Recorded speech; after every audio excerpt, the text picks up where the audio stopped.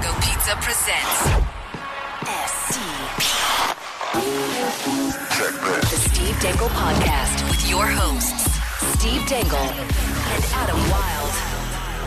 So I gotta ask, where are we at now? Where are we at now? In terms of what? Well, and by we, I mean you. How are you? I'm fine. I saw the therapist. Don't worry, everybody. I think people were worried. Actually, it's funny. Of all the people that took any shit from that episode, it was me. Because because I said, when I said earlier, and I didn't word it properly, but I said Charlie McAvoy's dirty first off, and you don't say that to Boston Bruins fans. Cool. I've been saying it for like at least 2 months. Second, they took a clip of about a minute and a half of the show, and I was saying, when it comes to what Charlie McAvoy, or more importantly, Brad Marchand does, Bruce Cassidy is irrelevant to that situation. He puts them on the ice, but what they do on the ice isn't up to him. But the way it was cut, it made it look like I had said Bruce Cassidy was an irrelevant coach, which is absolutely not the case. Who cut it? Huh? Who cut it? It's just some Boston guys, and they're like, this is a stupid point. And then a few people got onto it, and I just heard from a bunch of people. So anyway, it was funny that you had deleted Twitter. You heard from a bunch of people? Yeah, Boston people. On Twitter? Yeah, crazy, right? I don't even know if they were real people, but I figured I'd start today's show with a little bit of audio. And audio, would you like to say hello? Would I like to say hello? Hey, Steve, I was just curious as to what brand of diaper you like to poop in while you watch Bruins game. Depends. Hi, Pete. How you guys? How you doing, buddy? Hi, Steve. Pete Blackburn, everybody. Yay!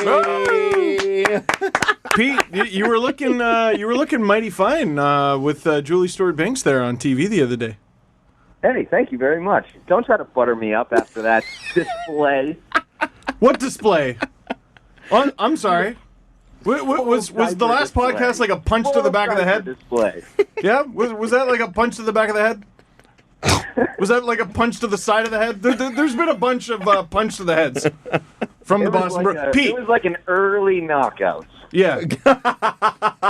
Oh, first round knockout. I get it. That took me a while. Now, I didn't know this. I actually booked Pete before somebody gave me the heads up, but one of our listeners of both Listen to Brunch, which is Pete's podcast, and us, apparently Pete featured you on great. Listen to Brunch. Oh, good. I'm sure that made my Twitter mentions great.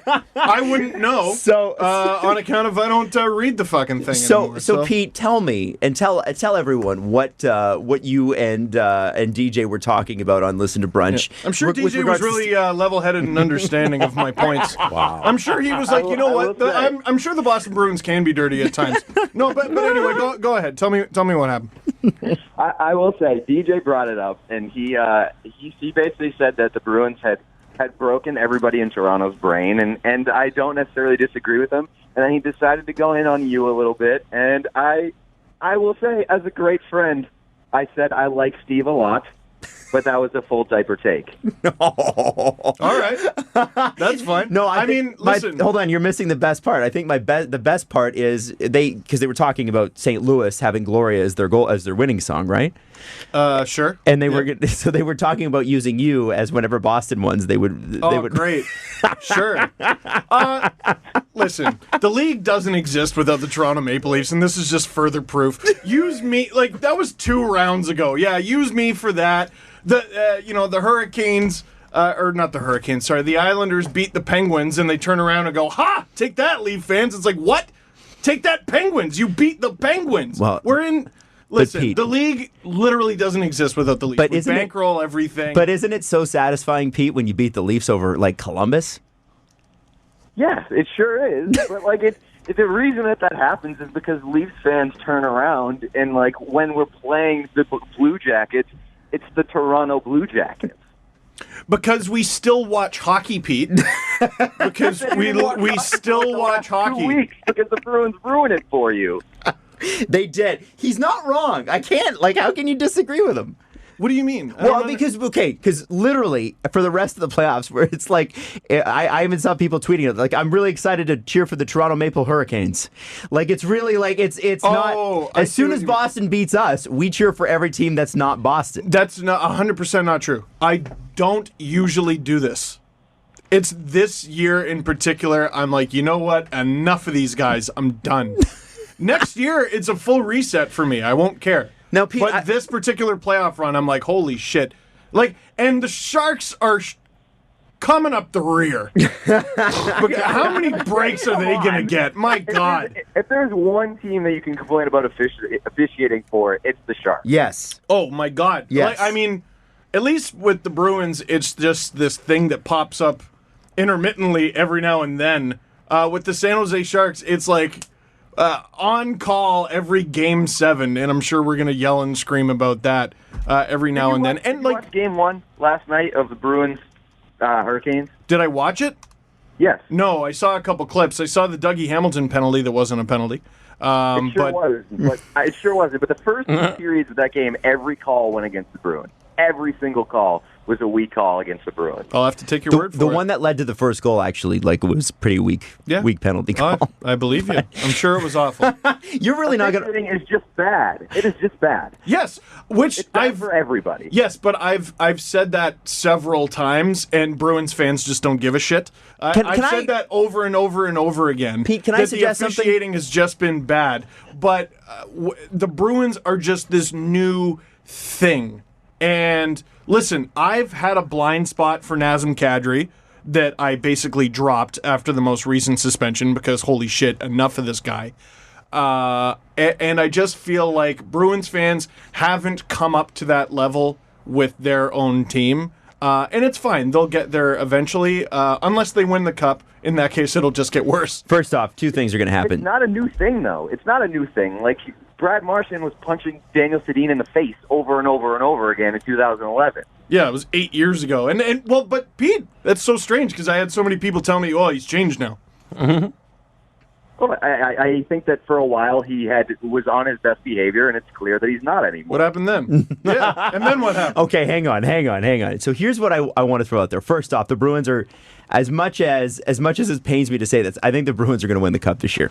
So do That's I. what I like So seeing do I. last It's gonna night's be game. great. Like they're going to win the cup. What you're hearing is an ongoing effort of me mentally preparing myself. The second thing, Pete, this must be hilarious to listen to. The second thing I want to know is, Pete, when you watch the Bruins, and several Bruins fans expressed this to me in not very kind words through my DMs and on my mentions, because you saw the clip of me about Bruce Cassidy that was just taken a little out of context. With your open DMs, you nutcase. Do you feel like people are not paying attention to the Bruins and they're just paying attention to the calls that don't go for their team against the Bruins? A lot of Bruins fans go, wait a second, this is a great team. There's a ton of skill here. They work really hard. We're just known as the dirty guys that get away with it all. Pete, is that your viewpoint? Are you feeling like everybody else is kind of against the Bruins for that particular reason? Yeah, well, I don't know if they don't pay attention to it, but I definitely think that there are people who watch the games with the intent of being like, what can I complain about with regards to the Bruins? And if you're looking for it, then obviously whenever something happens that maybe benefits them, because it happens to everybody, but if it maybe benefits them, then they're immediately going to scream and cry about it. And I think that is an adorable way of looking at it. Because, listen, I have glasses for distance. I see video screens just fine. I've seen this over and over again. Most of the things I complain about, I think have been pretty warranted. You know, the stuff where I'm like, oh, that wasn't that great of a call or whatever. Like, there were a lot of Leaf fans calling for the suspension of Jake DeBrusk, and I'm like, I don't know about that play. And the McAvoy slew foot, and I'm like, that could have been an accident. I don't know. I feel like the stuff I've been complaining about has been pretty warranted. And, like, can't two things be true? The Bruins get away with a lot, and also they're probably the best team remaining. Can't both things be true? My issue isn't with you saying that the Bruins get away with a lot. Like, I agree with you. There were, even last round, there were a couple interference plays, and I was like, wow, that's clearly interference, where Torrey Krug is going into the corner and knocking the dude off balance before he even plays the puck. Oh, that was hilarious. That's cut and dry interference. Yeah. And then, last night, obviously, they got away with an interference at center ice when, who was it? Sean Corrali just decked a guy from behind at center ice, and then they end up getting a power play out of it. Sure, they get away with a lot. But every team benefits from bad calls at some point. Maybe the Bruins benefit from it for more than the average team. Maybe. But saying that they're ruining hockey for you is a wild take. Yeah, well, I mean... But it's him personally, too, right? Right? Okay. I would say they're the biggest offenders in a playoffs that I think has been particularly egregious, not just for the Bruins, but for everyone. And this is... Jesse was sort of going back at me last episode, being like, it's like this every year. Mm-hmm. It's like with everything, but like... It's not. This year it's very, very bad. This year's terrible, and it's not just, And in huge spots, too. Sorry? And in huge spots. Yeah. Like it is it's like the Cody Eakin thing. Spots. The Cody Eakin thing, the Sharks offside thing, it's not me going... It used to be, like, every hockey fan watches every game, and they go... That's not a penalty. Oh, soft call. Oh, that's got to be a penalty. But this year, I'm watching going, do I know the rules? Yeah. Do I know how hockey works? But I don't think I do. I think that there are other people watching this. Like, I mean, if you look at, and I've got a few questions for you, Pete, but like, okay, I wanted to ask you guys this because I knew we were having Pete on last night, and I'm glad you are. Yeah. I'm glad he's here. I wanted to ask you both about something neutral, okay? So this is the Colorado series, Game 7. Gabriel Landeskog doesn't get off the ice fast enough. Yeah. And a goal that robbed us of overtime, really. Because that's what you wanted in that series. You wanted that to go to overtime. We would have seen it go to overtime. It was still less than halfway through regulation at the time. Like, it was a wide open game. When Gabriel Landeskog, who is not a part of the play, does not get off the ice, and it's reviewed, and it's seen as an offside, do you agree that should be an offside, not under the current rules, but is that the right call for the game? Pete, go ahead. I absolutely don't think it's the right call for the game. I mean, it's probably the right call as far as the rule book goes, but that's like completely against the spirit of the offside rule. Because 100%. The offside rule is put in place to prevent the attacking team from gaining an unfair advantage by hanging out behind the defense and things like that. Gabriel Landeskog is 100 feet away from anything of importance happening on that play. Factors absolutely in no way into that sequence that led to the goal.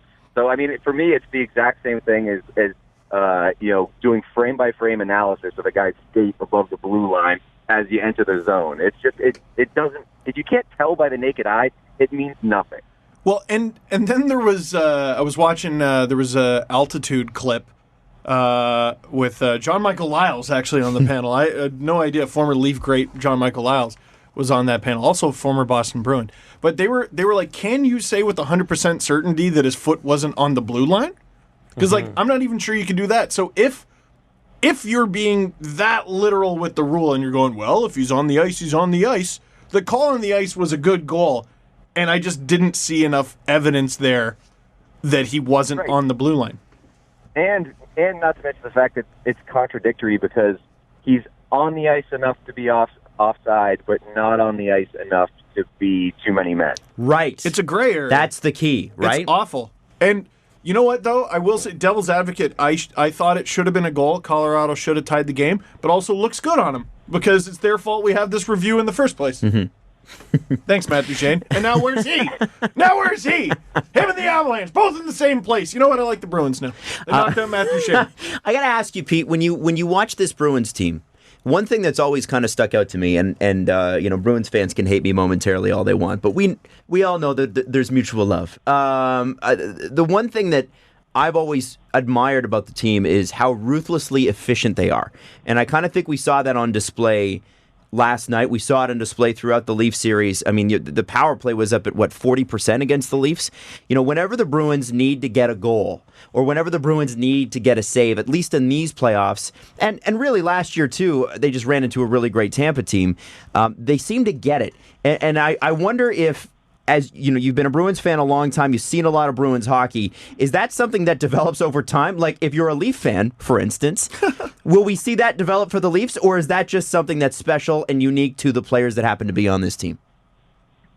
I definitely think it has a lot to do with the players on the team and how smart a lot of these guys are, because you look at it seems like in this, at least this Bruins team, that on the power play, they're either getting absolutely nothing or they're tearing it up. There's no real in between. There are very few power plays the team gets where it's like, oh, well, we had a bunch of chances and just didn't get any results.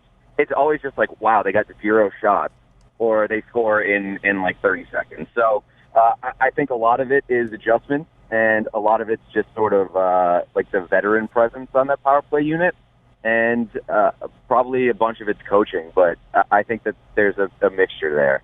No, Cassidy's irrelevant.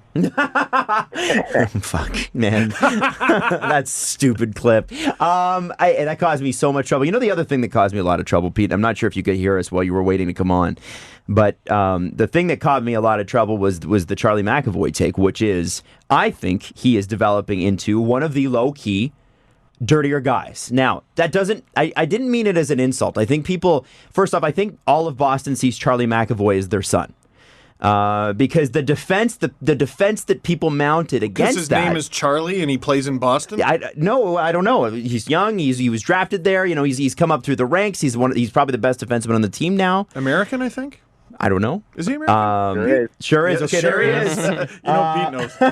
So, you know, is it...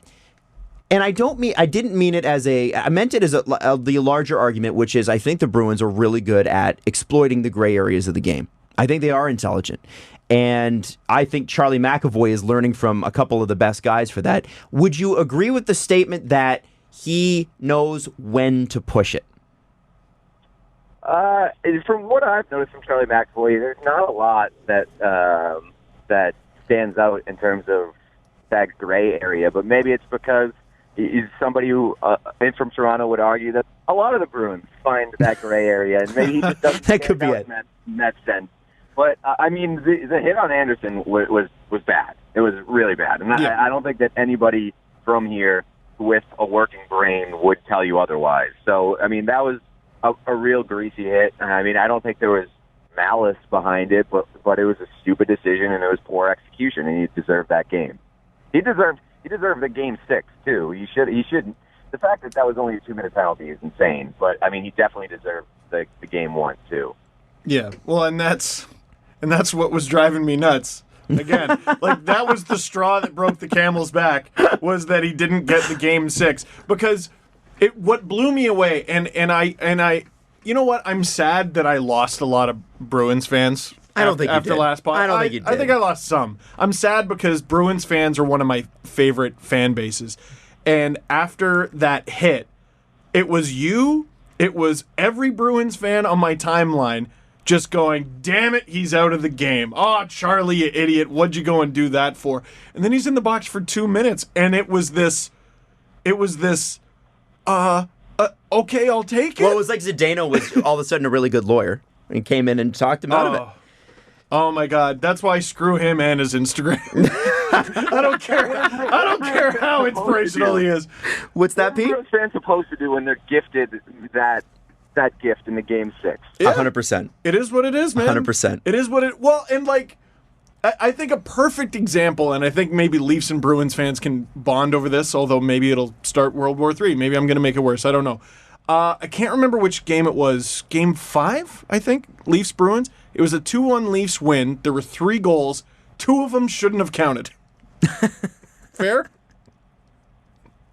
Is that fair? Sure, yeah. I don't think you can remember. See, there's been too many playoff games between that game and this one. Ago. Exactly. Pete, I want to ask you about this Carolina series. Is there anything, I mean, obviously after last night, looked pretty strong, but is there anything about the Carolina Hurricanes that, as a fan and an analyst, of which you are both, is there anything that kind of gives you pause? Like, well, if there's one weakness that the Bruins might have against the Hurricanes, what would that be? I think the Hurricanes are a very fast team, and their speed can give the Bruins issues. I mean, the Maple Leafs are a fast team too, and they give them issues. And especially if the Bruins are sloppy with the puck, that opens up the game, and they're going to get burned. We saw it in Game 1 against Toronto. They just got absolutely wrecked because they were too careless with the puck, and they got beat in transition. So the speed gives me pause. I think that you look at Sebastian Aho and how good he's been, and Teuvo Teravainen, and that top line has been really, really, really good. So obviously, if they get matched up against Bergeron's line, that's going to be a tough matchup. But I have faith in my perfect Patrice Bergeron to be able to shut that line down. So I will say in Game 1, the fact that they were able to get the power play going was a bit concerning, especially after the Canes scored at the end of their series against New York, because they were like 1 for 25 before that. Wow. So I thought that special teams would be a major advantage for the Bruins. And, I mean, it was in Game 1, but they were also gifted a couple penalties, and they, to their credit, they capitalized on them. Ruthlessly efficient. Yes, yeah. But if Carolina gets that special teams unit going and they're able to score on the power play, that could lessen the gap, which is a bit concerning. Now that I've had a few days to change my diaper, the Bruins actually have a couple really good stories on them, in my opinion. David Krejci never gets the credit I think he's due when it comes to his playoff performances. He's their top scoring center right now. But also, you've been riding the where are all the Tuukka Rask detractors now train. Mm-hmm. What's it been like having that guy since I don't know, when did he become a Bruin? 09, I think. 2006. What's it been like seeing him blossom into the Tuukka Rask that you still have today? And have the city sort of hate him from time to time, which is weird. Yeah. And as a Bruins fan, like the one thing that, like, if there's anything that makes me go full diaper, it's the Tuukka Rask take. Full diaper. That he's not a big game player. He's overpaid, and maybe you can make the argument at this point that he's overpaid, because I don't think that he's necessarily consistently elite. But the argument that he is not a big game player has always driven me insane, because look at what he did in 2013. They don't get to the Stanley Cup final without him that year. So it drives me insane. This year has just been the most satisfying thing ever, because every time I tweet anything about Tuukka Rask, it's always, there's always a flurry of, you're such a Rask lover, blah, blah, blah, like Rask apologist and things like that. Now it's complete silence whenever I tweet. Or it's all positive whenever I tweet about Tuukka Rask. And people have been forced to swallow their words. And, Bruins fans are very, very stubborn. They'll stick to their guns, but they just can't, because he's been that good. He's easily the best goalie left in these playoffs. Oh, yeah. Mm-hmm. Yeah, for sure. Heading into last night, he was a 938. I don't know what he is now. He's probably better. And who usually wins the Cup? He had like a 936 last night, and it brought his save percentage down. Do you think then, okay, so because, the last time the Bruins won the Cup, it was Tim Thomas. So, yes. If the Bruins go all the way this year, which I fully believe they will, and Tuukka's playing the way Tuukka has, do you think finally people will just get off his back forever, or does this start again if he has a rough 10 games to start the year next year? Well, I mean, Tim Thomas has lived on that playoff performance for the past 10 years. Yeah. So Tuukka deserves at least a decade of get out of jail free, because Thomas just has completely scaled. Like, and I think that's a big reason why Tuukka has gotten so much guff, is because people have this memory of Tim Thomas just absolutely stealing the 2011 Cup Finals and that entire playoff run, and like, he was amazing.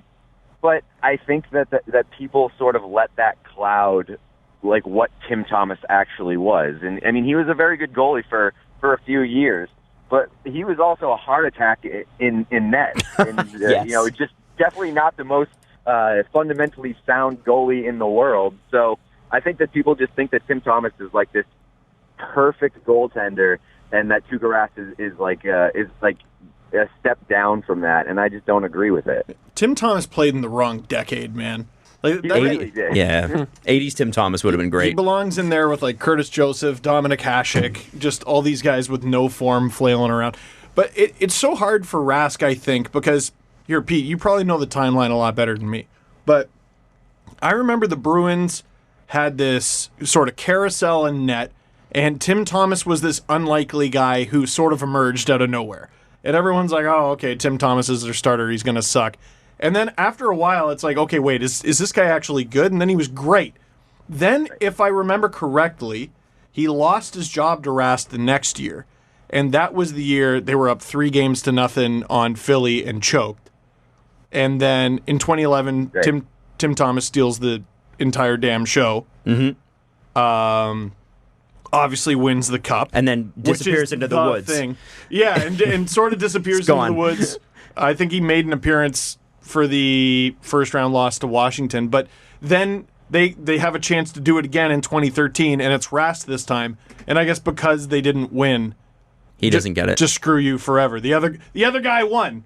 Right? Is that sort of how it happened? And like the 2 goals in 17 seconds in the game obviously didn't help. But like you look at those goals, to put those on Rask is like a lazy take because the Bruins just completely folded in on themselves and allowed that to happen. And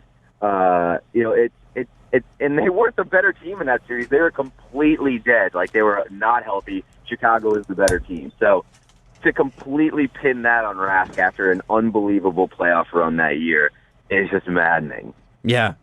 So I got to ask then, obviously you've had Patriots win, Sox are pretty good. The Celtics lost, and they lose in 5. Now Giannis is a monster, but I'm curious about the reaction in Boston because it was a complicated season for the Celtics, and I just wonder if this was something that Boston fans were somewhat expecting, and if the Bruins being as good as they are has kind of lessened the blow, and people go, whatever, we at least have the Bruins. For that last part, I wouldn't say that because I think that there's a strong divide between the Celtics and the Bruins. Like there's either one or the other. You're either one or the other, and there's not in Boston a lot of overlap there. Yeah, really. At least it seems to me like people pick their sports, and that's what they watch. And maybe now that the Celtics are out, they'll watch the Bruins. But I think that most fans who are Celtics fans don't really care that much about what happens to the Bruins. Interesting, and vice versa too. Yeah, I think so. Yeah, it's just a case of like you're not watching the team much, while conflicting seasons happen. Okay. That's just sort of the way that I view it. And it just doesn't seem like there's an influx of fans who jump on the Bruins bandwagon after the Celtics are out. There's only interesting. Go ahead. Well, I was going to say, there's only so much winning to go around. Yeah, right. Like, you get sick of it after a while, right? Yeah. And especially now that, there's going to be eyes still on the Celtics. Like, the Celtics offseason is going to be very, very interesting. Mm-hmm. I imagine that, a lot of attention will stick with the Celtics. Wow. Interesting. No, it's so funny because in Toronto, it's like kind of whatever team's left, we cheer for it. And I'm obviously a bandwagoner for the Raptors. I can't watch every game the way I would with the Leafs. But it's just very, very interesting to hear, and especially with a city like Boston that wins everything.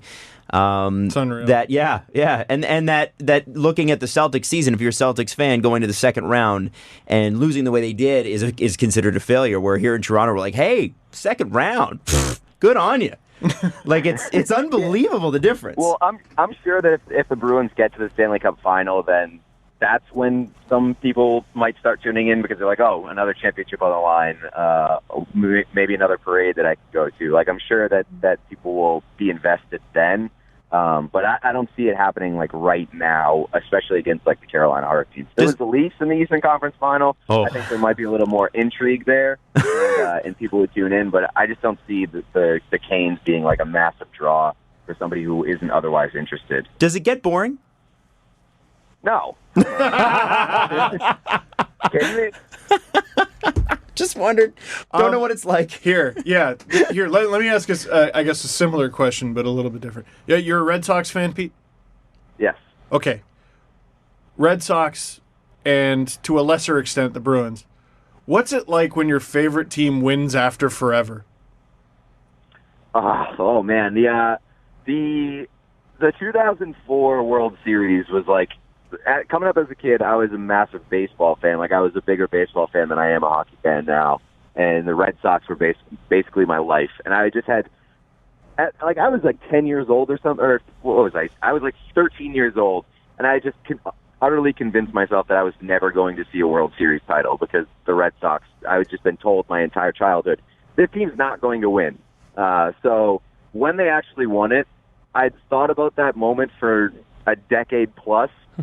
And it just cannot, whatever you think is going to happen when your team finally wins, or whatever emotions you think you're going to have, I can tell you it's not what you think it is. It's just when the Red Sox won, I thought that I'd be screaming. I thought that I'd be crying. I sat and watched the final out, and I just couldn't believe what was happening. I just, there was no emotion on my face whatsoever. I was just like, that did not just happen. It didn't just happen. And it took me like a full week to fully comprehend that the Red Sox just won the World Series. But will the Leafs get a bad movie with starring Drew Barrymore about their championship? I imagine that there'll be plenty of bad Canadian movies made about the Leafs championship that never happened. There doesn't have to be. There already is one. The Love Guru. It's the worst. It literally made Mike Myers stop making movies. It's that bad. Have you seen The Love Guru? I have not. Oh, boy. Do it. Do it and react to it. I need that in my life. Actually, I need you and DJ to break it down, because I would love to get an outsider's perspective on how bad that was. It's terrible. It snakes on a plane without the self-awareness. Movies, so I'm in. All right. Yeah. Well, Pete, listen, we really appreciate you making time for us today. Know you're a busy guy, and congrats on everything and moving up with CBS. But we're going to have you on again before the playoffs are out, because I have a feeling we're going to be following the Bruins for at least a few more weeks. Don't you? Yeah.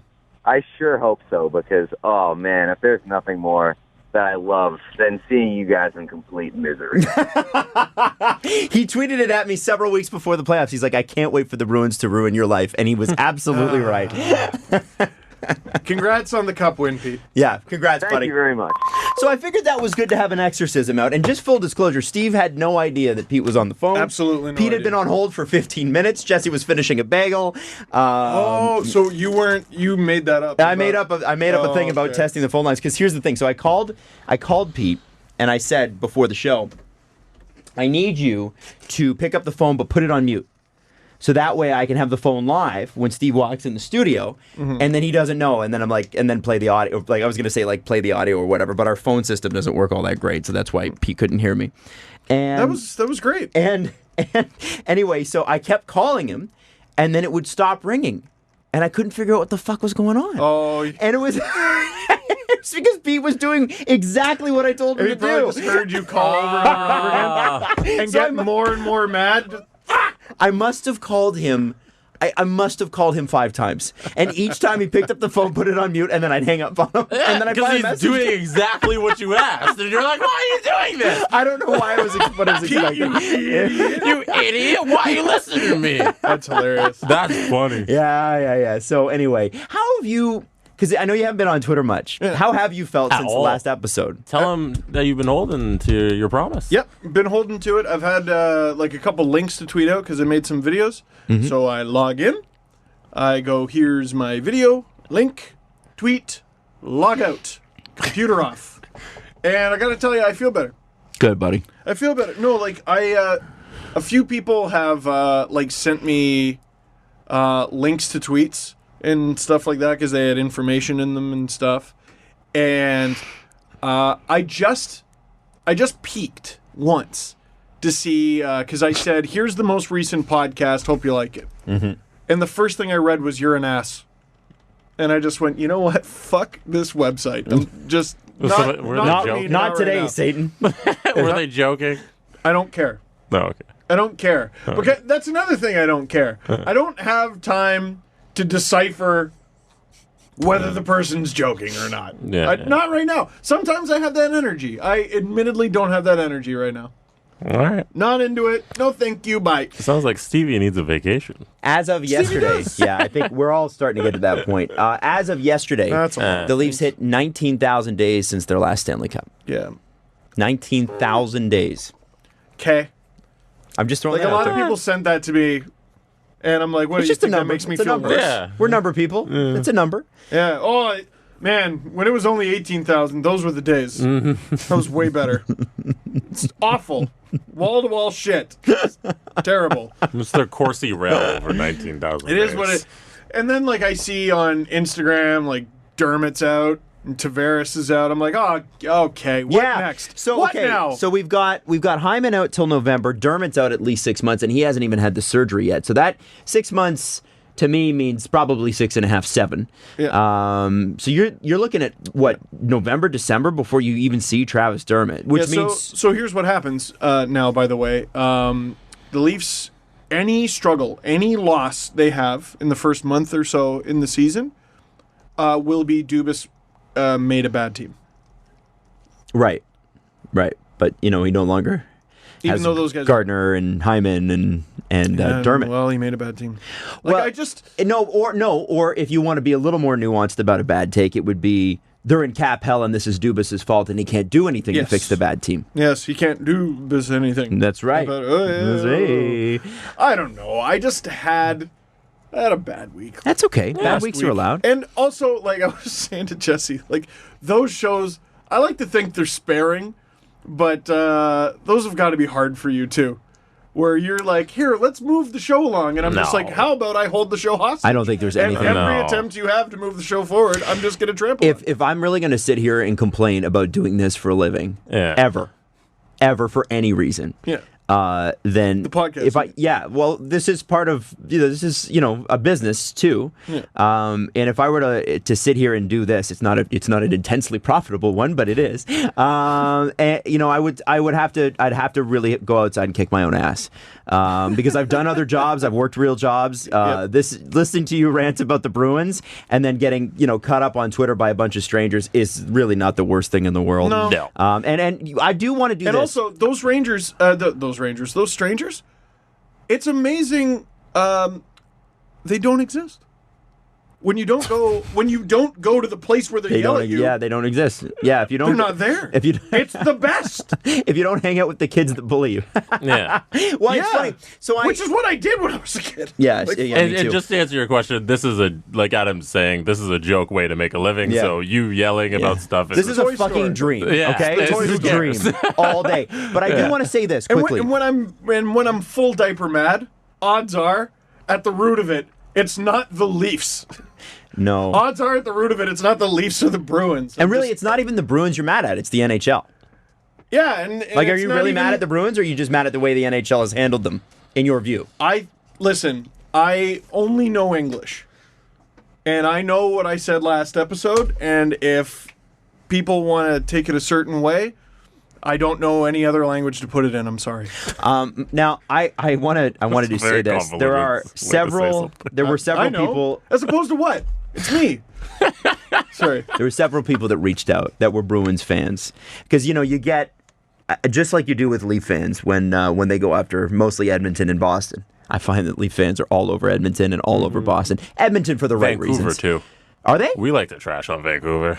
I did until they started making the right choices, except for July 1st, which I'm so excited for because they're going to draft so well again this year, and then they're going to hit July 1st and go, we're nuts. I think Canucks fans took it wrong a few years ago. We weren't trashing Vancouver because it's Vancouver in Western Canada. They were Goliath. Yeah, they were the for team. A decade. Yeah, they were President's Trophy winner year after year after year after year. Who wasn't cheering for the Kings? Because you cheer for David. Like, that's why when the Lightning were out, we're like, ding dong, the witches dead. Like, this is our chance. No, it's not. Nope. Thanks, Boston. Not so much. No, I want to say shout out to the Bruins fans who were amazing. There were a ton of Bruins fans that were a great fan extremely kind and, hey, sorry about the assholes, and that doesn't represent us. And just know this, that if you're on any fan base that is not Toronto and you listen to this show, we understand. We've been through it many, many times. You don't have to apologize for your own entire fan base. And stop doing that on Twitter, by the way. Stop keeping score. Stop keeping score with this fan base did this shitty thing. It's one person. But what about? What about? It's every exactly. fan base has it, man. It doesn't. You get idiots in every city. Yeah. Anyway, I thought it would be therapeutic to have Pete on and have you guys have a little fun. And honestly, that was really nice. You know. Good idea.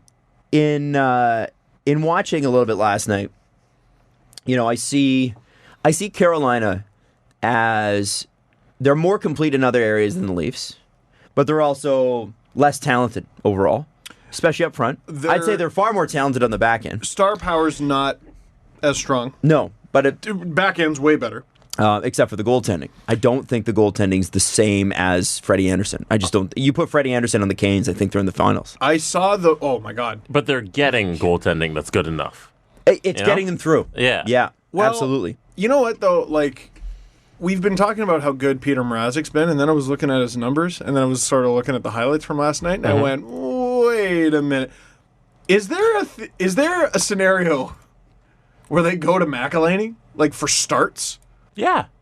Where Last Mrazek's night's healthy? an exception. He wasn't good last night. No, but, like, I don't know if... Like, I don't even know if he's the best option. Like, that they have. You know what I mean? Mm-hmm. Like, I think it might be Mac. Or, like, there were discussions during the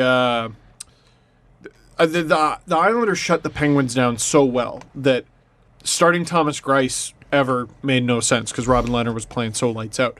But then they had a couple rough games against the Hurricanes, and it's like, well, if they go to Thomas Greiss, it's not even a slight on Lehner. It's just what they've done all season long. Yeah. If the Hurricanes were to turn to McElhinney for Game 2, it's just what they've done all year. So why not? I don't know. Why not try it? It might be a rare case of that actually making sense. The teams that have to do that usually don't go 3 rounds deep. Right. But here they are. Well, you saw it with Holtby last year. And yeah.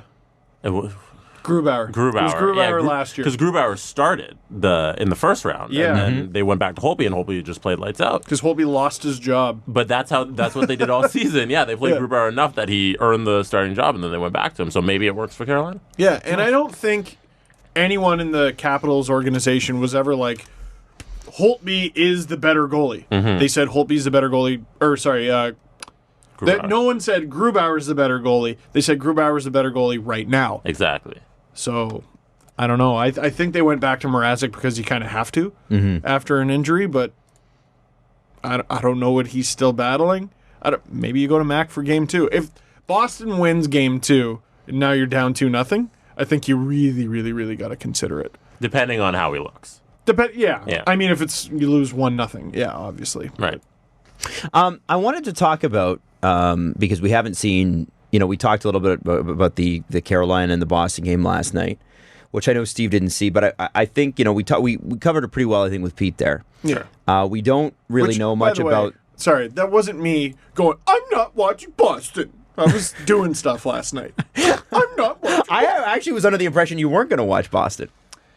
Yeah, and then I was like, cover hockey, you dumbass. Yeah, exactly. There's 2 series. Yeah. So St. Louis, San Jose tonight. I don't know what to even make of this. I really don't know. Can we just all root for St. Louis? How can you root against Jumbo Joe? No, the Landeskog thing, it's gotten me. It's bothered me. I know. It's I know. I don't want to see San Jose win. It's Wow, it's not even, that's what pulled the pin. Even 20 years of Jumbo Joe, and you know he's going to go again against Boston. I don't want them to hold the cup and be like, but they shouldn't have been there. Or we don't know what alternate universe would have happened if that goes in as 2-2 and Mill is second. They literally shouldn't have made it past the first round. And I thought it was so funny. That's two Game 7 weird calls for San Jose. Yeah. Yes. But the Vegas one, Vegas deserved that. Man. So all I'm saying, don't allow 4 goals. Yeah, that's also true. That's also true. I know don't allow 4 goals, but I'm fully with Jonathan Marchessault. What he said, they go, do you think you would have had the collapse had they not had a penalty? He goes, no. They score 1. It's 3-1. Big deal. But also close it out in Game 6. Close it out in Game 5. You're 3-1. Dude, I get it. 100%. I get it. And you know what is crazy about the Sharks is they've been in 4... Through 2 rounds, they've been in 4 elimination games where they could have been eliminated. Mm-hmm. Wow. Already. And they're still here. Well, that's what makes me think that for this round, and sorry to interrupt you, I'm going to get you. That's what makes me think they're going to make it. Because once you've been through it a couple times, and as a team, and these guys have lost and lost, like they went to the finals a few years ago. Like this team has been through all this shit. Yeah. All of their main players have been through every Game 7 scenario you could possibly imagine, including a ridiculous one 2 rounds ago. I mean, this is, how do you say no to St. Louis? Now, before I'm going to ask you guys the question again. Pull out the Game 7 scenarios. Let's say San Jose. I know you can't. I think I got something wrong in my Sportsnet video yesterday. Sorry. That's is that why you're looking at me like that? What did I say wrong? No, not you. Yeah, I think I got it wrong. So the Sharks have staved off their own elimination 4 times. In 2 rounds. In 2 rounds. The Blues have done it twice because they were down 3-2 to Dallas. Mm-hmm. The Hurricanes have done it twice as well because they were down 3-2 against Washington. Mm-hmm. And then the Bruins, they've done it twice as well because the Leafs had 2 chances to knock them off. Yep. Wow. Yeah, I think I said the Bruins only had 1 game. Oh, well. Sorry, I don't know why I randomly thought of that. So, but every team remaining could have been eliminated at least twice. So give me this. Answer me this. And I know you can't, but give me the hypothetical answer here. Sure. Because Jesse will instantly say, well, you can't take that out. When it comes to competing storylines, okay, who do you want to win this series? You've got the dead last to not, what were they first? First. Dead last to first. Well, it doesn't matter. Dead last to Western Conference Final St. Louis Blues, or the Jumbo Joe potentially going back to Boston. And even if it's not Boston, even if it is Carolina, going in and potentially finally winning that cup. What storyline are you rooting for more? The Blues. Really? Over Joe? Wow. You know what? I want Joe. That's a tough one. I would like Joe to get his cup. So that, no, you know what? I'll say Joe. I'll say Joe and the Sharks winning. However, the Boston angle, it doesn't do anything for me. It was so long ago. This isn't Marian Hossa going turncoat. You know what I mean? He was on the Penguins against the Red Wings, and then the next year, oh my God, he's on the other team. This isn't that. Joe Thornton was traded to he was traded to the San Jose Sharks in 2005. Like, we were in grade 11, Adam. That was some time ago. Or no, when that trade happened. Grade 11. We had just started grade 12. Okay. Just started grade 12. Jesse. I was just looking at, this is San Jose's 4th conference finals in 10 years. So since 2009-10 season. Which ought to be applauded. Yeah. That's pretty impressive. They just had so many kicks at the can that this is probably the last one. Probably never seeing this again. It's Joe's last one. For sure. Yeah. I mean, he's had 2 knee operations, and they could just as easily be right back in the Final Four next year if they keep Karlsson. Mm-hmm. Mm-hmm. For sure. And it's amazing that I didn't realize that Joe Pavelski basically didn't play most of the last round. And he came back for Game 7 and scored a goal. So the Sharks are a wagon, man. I like the idea of Joe Thornton winning the Stanley Cup. Same. But I also like the idea of Carolina winning the Stanley Cup. Sure. Same. And being the bunch of jerks who won. Oh, man. And, Jesse and I were at this boring gala dinner for radio yesterday. By the way, if you're ever in radio, don't go to gala dinners. Holy moly. It was, there was a couple of great awards in there that had the right spirit, and the right idea. Mm-hmm. But then it was I think they basically pulled 700 radio people in the room and said, okay, now be quiet for 2.5 hours. So people were dicks in the first half an hour because there was what they call the Rosalie Tremblay Award, something my mom's won, which is for women kind of breaking the glass ceiling in the industry and becoming trailblazers and that sort of thing. Wow, Adam hates that. I hate that. And they had some spectacular Aboriginal performers, and they had a guy from South Africa come in and do a remix of some Bob Marley tunes. He had a beautiful voice. But then they get into this longer stuff, and they bring on a guy who is a record guy, and he's he's getting into the Canadian Hall of Fame, and he's totally smashed, and doing during his speech, and we're just okay, all right, this is enough. So we missed. We missed this, but Jesse pulls out a picture at one point, and it's Don Cherry in his full Bruins suit. Did you see that? No. Yeah, so last night in Coach's Corner, Don Cherry wore a Bruins suit. So he wore a suit with a bunch of Bruins logos on it. Yeah. You don't hate that? I don't go to Don Cherry for objective takes. Do you? Is what I would ask to anyone who was mad at that. Do you? It's just garbage to see him double down and triple down and quadruple down on I hate the Hurricanes because they're trying to have fun. No, he used to be the coach of the Boston Bruins. Okay, but he's also doubling, tripling, quadrupling down on I hate the Hurricanes. You know what? At this point, that's his brand. His and your brand can change every year. It's like I said, I'm mad at the Bruins right now. Next season, it resets. I won't care. It's a brand new season. Sure. I know that doesn't make any sense. It's just the way it works to me mentally. July and August off, you kind of go, time heals wounds, right? Yeah, you have a couple friggin' deck beers. Spicy Pops? It helps spicy pops. Jesse? Spicy Pops? Crispy Boys.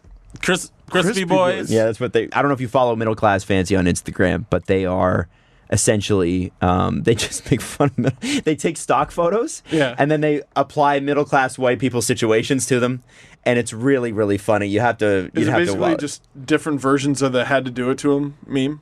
I think so. Yeah. Okay. It's really funny though, really. And so basically, they've created characters. So there's this one guy, and his name's, I think, Jim. Or something like that, or Ted, or whatever. Oh, and then, I know Jim. And then he's got a wife named Nancy, but they call her Nance. So whenever you see him come up, it's like Nance is letting me have a few crispy boys, and it's like him in a sweater vest, and God. When Nance hits you with Happy Easter instead of Good Morning, and you suddenly realize you're married to the funniest person on earth. Wow, Nance, how on earth do you come up with this stuff? It's really good. They just nail it. It's amazing. When you decide to unwind with a nice glass of lemonade after working in the afternoon, working in the yard on a gorgeous Sunday afternoon, you know what? It's after 5. Better make it a brewski. It's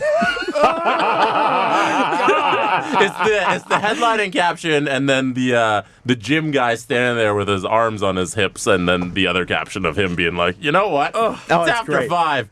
Better really make it a brewski. It's really funny because it's literally my parents, and I think I'm becoming it. So No, not me. I would never do that. I never in the summer. I'm like, you know what? I'm just gonna curl up with a nice Crown Royal on the rocks. Hey, speaking of which, we should do Our Town, Our Crown. We should. Now, considering that we haven't really had hockey we had hockey last night. You were actually doing things you didn't see the game. Jesse and I were doing things you didn't see the game. So I'm trying to figure out how we're going to award a crown. Do we do it based on do you? Okay. I have 2. Okay, so who's the crown that you are awarding? The crown I am awarding for last night goes to Tuukka Rask, and that's more of just. It's not even how he performed last night. It's I didn't know he was this good. Like I know we've criticized Bruins fans for being too hard on him, but even still, I've been like, well, I mean, I don't think he's elite. He's been elite in these playoffs. And Jonathan Quick isn't elite, but he was. Yeah. Oh, like he had a couple of years. We had 2012 and 2014. Yeah. He had elite months. I don't think he's elite, but how do you give the Conn Smythe to anybody but him? Like in 2012, you don't. You can't. He would not allow goals, which is his job, is to not allow goals. I think that makes him a very good goalie, at least for that time frame. Yeah. You know what I mean? So I got to give it to Tuukka Rask, but I'm going to give a posthumous one to Nathan MacKinnon. Just because they got eliminated. Man, what a year he had. You know what? He's going to get Conn Smythe votes, even though they got knocked out in the second. No, I'm not going to be that guy. Stop being that guy ever. But it was Herculean. What's crazy, and I so wish that they were drafting first overall, but they are drafting 4th and 16th. I'm pretty sure. Oh, the 16th is their own. I'm pretty sure. Yeah. I was sitting there like, wait. Yeah, I'm pretty sure they're drafting 4th and 16th. So isn't that unbelievable? That's nuts. Well, in the 4th, whoever they get 4th, there's a solid chance they're in the lineup next year. 18 months ago, would have told you that Joe Sakic didn't know what the fuck he was doing. I know. Same. Wow. Was I wrong? Honestly, Joe Sakic's career as a manager pivots on the Duchesne trade. On the Duchesne trade, but also certain players took a step. I think they already had Mikko Rantanen. They did, and MacKinnon became what he is. MacKinnon became a monster. Is he the 3rd best player in the world? Like, do you go? You have to think it's got to be who. It doesn't matter who you ask. It's going to be either McDavid or Crosby are the best players in the world. Is MacKinnon now 3rd? He might be. Is he better than Ovechkin? He might be 2nd, dude. And who do you put him over? Crosby. Wow. And I mean, that's nothing against him, but Crosby in August is going to turn 32. So, players. So you're ageist. Yes. No, I'm kidding. I'm kidding. No, just I'm players totally typically, kidding. unless you're Curtis McElhinney, don't get better after that age. Yeah, and Tim Thomas. Yeah. It's pretty rare, and you usually have to be a goalie. Mm-hmm. You know, you do. Okay. Or Steve Thomas Okay. when he came back to the Leafs. Your last name has to be Thomas. Now, so listen. Can I give my... Oh, you got one. Okay, sorry. I thought we were crownless other than Steve. Please go ahead, Jesse. No. Here, just one more thing on Nathan McKinnon. I was watching Game 7, and McKinnon got hurt 2.5 minutes in.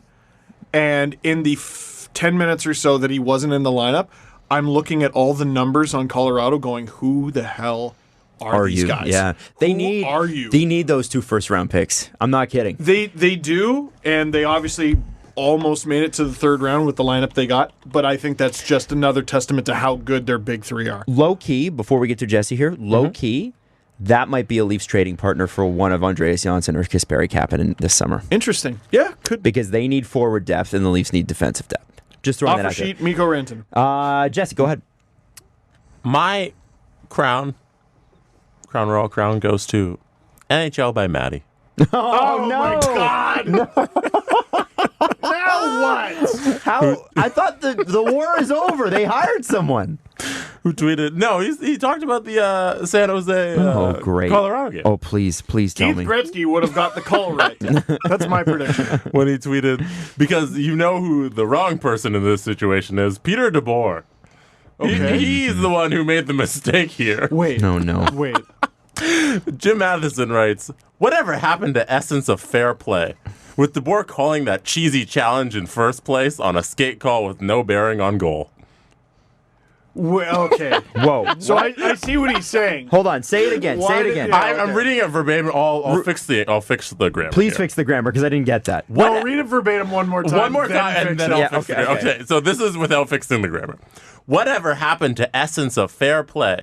With DeBoer calling that cheesy in first place on a skate call with no bearing on goal.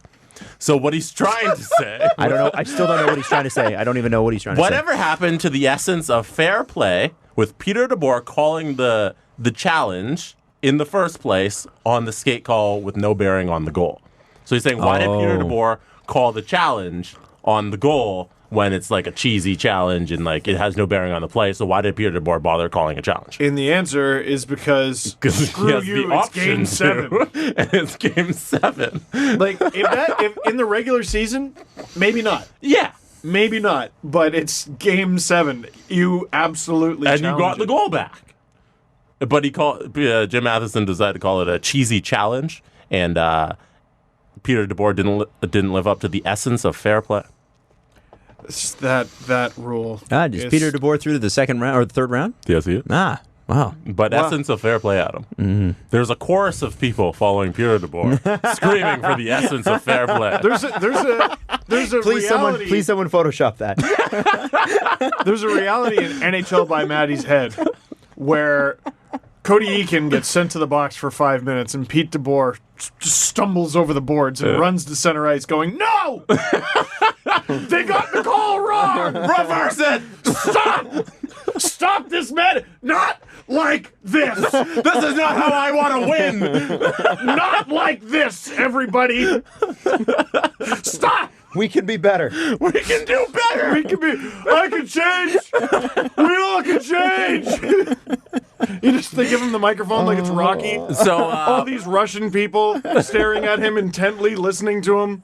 Even though, sorry. so an old my movie, kids. crown goes to Jim Matheson for believing in fair play. Well, Good for him. And not doing cheesy challenges. when you have no skin in the game, Jim, it's easy to believe in fair play. Yeah. Yep. It's a little different when it's Game 7. Something I want to bring up that was a bit of a story that it was reported, but it wasn't necessarily overly fixated on unless you're a Sabres fan. Sorry. Ricard Gronborg signed with the Zurich Lions yesterday. Now, Ricard Gronborg is considered probably the best coach outside of the NHL. And what's been interesting is there is a lot of teams, Oilers and Sabres included, that need a great, fresh mind. And he said... Well, and they can't wait around. Oh, what if they get this guy? What if they... Yeah. No, pick one. You got to pick one now. Now, what's interesting about Gronborg, from what I understand, is that he has not only worked with a lot of the top Swedish stars in the NHL over the past few years, but he's worked in North America before. He was with the Spokane Chiefs about 15 years ago as an assistant coach. Oh, I didn't know that. But he went to Europe to work his way up. And what's been problematic about that for him is that because he left North America and went to Europe, he can't get a job in North America because every team Out of sight, out of wants... No, it's not even that. No? Zurich is the biggest European club. Oh, that's who he's with. That's who he just he's with signed with. Matthews' team. Yeah, he just signed with them now. The reason he signed with them yesterday is because every team that talked to him didn't want a coach that didn't have NHL experience. AKA, they didn't want a coach that hadn't already been fired by an NHL team. But the Leafs are about to lose Sheldon Keefe tomorrow. Remember that, everybody. They're about to lose him tomorrow. But this guy can't get a job because he doesn't have NHL experience. Isn't that the most insane thing you've ever heard in your entire life? Like, I understand Buffalo. The most NHL thing I've ever heard. I sort of get it from Buffalo's perspective because Jason Botterill is probably looking at this and thinking, not only do I need to make the right coaching change, but I got to be able to sell it. And that's an issue because if you've got to sell your coaching change, it means you didn't make the right change. Yeah. So I'm confused here. Did he not want to go to Buffalo or did they say no to him? Hang on. Okay. So... You're Jason Botterill. You hired a rookie head coach in Phil Housley, and it didn't work out. I almost said Phil Kessel. So now Jason Botterill is looking at this like, I need a guy with NHL experience because Former if I don't players get a pass. Yes, that's true. Former players do get a pass. I need an NHL guy. And even though this guy might be the right guy for my team, I can't sell it to the market or I can't sell it to management or both. Yeah. And that is where you make mistakes. That's, to me, I would rather go, you know what? Here's a can of beans that I know what this can of beans is. I don't know why I said can of beans. Can of beans. Or here's a car. I know how fast this car is. You know, this Jack car and the is Beanstalk when he goes, does anyone have a can opener? Better comparison is, here's a car. I know how fast this car is. It's not fast enough for what I need, but at least I know this car can get up over 100 kilometers an hour. But what if another car is slower and I lose worse? I want to lose this badly. Not that badly. What? And I think because Jason Botterill knows that because he's fired Phil Kessel, Jesus, that he's now, it's his ass on the line. He can't go back to management again and say, oh, this didn't work out. Because then they're going to start to look at him and go, oh, no, you're not working out. And you can make the argument that he hasn't thus far. Because that team... Despite their 7 overtime wins in 10 games on that 10-game streak, they haven't got any closer to the playoffs. Buffalo, I mean, Edmonton gets all the attention because they feel like they're louder than the Sabres, but like the Sabres are approaching something's in the water territory pretty bad. Where I'm like, how do they fix this? Oh, I think they're squarely in it. I think they're thoroughly. If you're paying attention, they're in it. And like I've been on the Captain Optimism train of the Sabres are going to be able to retain Jeff Skinner. If they can't, you imagine the Sabres, like I don't know who they add. They're going to have to add a lot to make up for Jeff Skinner leaving. And if they broke even there, they still wouldn't even be close to a playoff team. Interestingly, Stephen Birch posted this, and it has to do with the recycling of bad talent. Quick refresher, he said, Rod Brindamore, Jared Bednar, Jim Montgomery, and Todd Reardon. So Carolina, Colorado, Dallas, Washington, 3 of those teams still in it. Well, up until a few days ago. Yeah. All those guys, brand new coaches.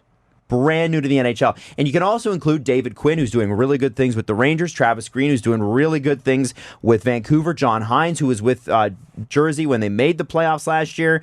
And then he goes into mention... He was good, but now he's bad. Yeah, that's how right. that works. Yeah, that's right. That's how it works. Jeremy Colleton in Chicago, which I'm not sold on yet. It started really bad, but then got good.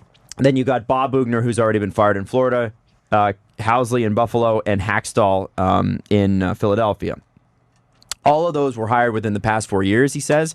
And then obviously you can mention Jeff Blashill. And 7 years ago, John Cooper was a head coach. Yeah. The one thing that I think he was getting at, and I totally agree with, is sometimes it's not that there's nothing wrong with hiring a former coach of another team.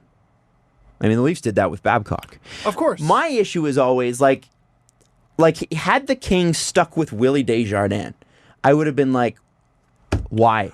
Under what circumstances does that make sense? He's a weird example of a veteran coach where I'm just like, but you haven't done anything. Like, Yeah, there's but certain he's guys- got coaching experience, right? Like that doesn't make. I understand Why are we hiring recycling? Randy Carlyle more than Willie Desjardins. Because at least Carlisle had a cup. At years least ago. he did it once. Like Desjardins been here for like he's with every team for 5 minutes, and they're never good for any of those 5 minutes. What's the illusion here? What do you think he's going to accomplish with your team? What is this? Sorry. No, it's true. I just don't understand how, if you're already terrible, you're already bad. You're the Oilers, you're already bad. Your Sabres, you're already bad. I was about to say, let's stick to the Sabres. And you can make the argument that the Ottawa Senators are in this too. What are you doing? This is your chance now. I mean, it's less Buffalo's chance, more Edmonton, definitely Ottawa. This is your chance to be feisty and exciting and try something brand new, kind of like what the Leafs did. Okay, we're going to strip it down, zero expectations. Although they did go with a veteran guy like Mike Babcock, they did also bring in players and coaches and management positions that were completely different from what they'd done just 2 years previous. Well, and their head coach was Babcock, a former guy. Their GM was Lou Lamoriello, like the former guy. But the guy at the tippy top was Shanahan, who was not at all. Pretty much brand spanking new. And other than those two veterans, really had kind of a wacky management group. And you know what I mean? Or I guess different. The Babcock of this year, though, is already off the market. So now you've got to go find, like, are you going to go to B-level coaches? Or are you just going to go try to find the next star? And that's what I would suggest. I'm not saying it's a perfect situation with, the Leafs are not a perfect comparable to anybody. But if you look at what Edmonton would need to do, they need to completely change their style of play. Beyond the fact that they've got terrible contracts and stuff, culture. It goes deeper than that. It's culture, and wouldn't you? Culture is overused in hockey. This is a good time to use it. And in Edmonton and in Buffalo, I would look at it and go, I need a fresh voice who's not the old guard, because the old guard is killing us. It's killing us. So for Buffalo to have this guy walk just because he had never coached a game in the NHL, I just think is ridiculous, and it's a shame. But I'm sure we'll see him in here very soon on a team that gets it. Well, and I would argue that, man, who do you expect to be a bigger part of Buffalo's success when they have it? Jack Eichel or Rasmus Dahlin? I'd argue it could be Dahlin. Really? And then you bring in Gronberg? Maybe you could get Jack Eichel to stop being such a maniac with his daily routines. Like, hey, Jack, you don't need to go to that same restaurant every time. You could just hang out, play video games. You still probably have the same results. I'm resistant to the, you know what, you need a scraggly vet in there and show him what's what in scraggly vet. But when I look at McDavid and when I look at Jack Eichel, I see two miserable human beings. Yeah. Who don't need to be. Like, they just have this uncontainable, fiery passion for the sport that is just being stomped on with every loss. And I hate to see it stamped out. Like, again, I'm a hockey fan. I want to see the best succeed. And, man, it's no fun having Buffalo be this bad. Like, whatever the Leafs and Sabres, I don't know, they seem to hate each other and they rise to each other's level whenever they play each other. That's fun. It's not a rivalry in the standings. And it hasn't been for a long time. Yeah, bad sucks. Incompetence is fun. Because, I mean, we started this podcast for the first 3 years. It was just our own team, incompetent. That's all it was. Terrible mismanagement. Oh my God, the Leafs are so shit. Oh my God, they're so bad, and they're going to be bad forever. Anyway, let's change pace. Chris, the Canucks, they're so bad, and they're going to be so bad. Yeah, well, even when Jesse joined the league, they were not any better. It was who, the Canucks? Or, no, the Leafs. Neither of them. The Leafs, though. I mean, ultimately, we made fun of the Leafs, even though we were huge Leaf fans.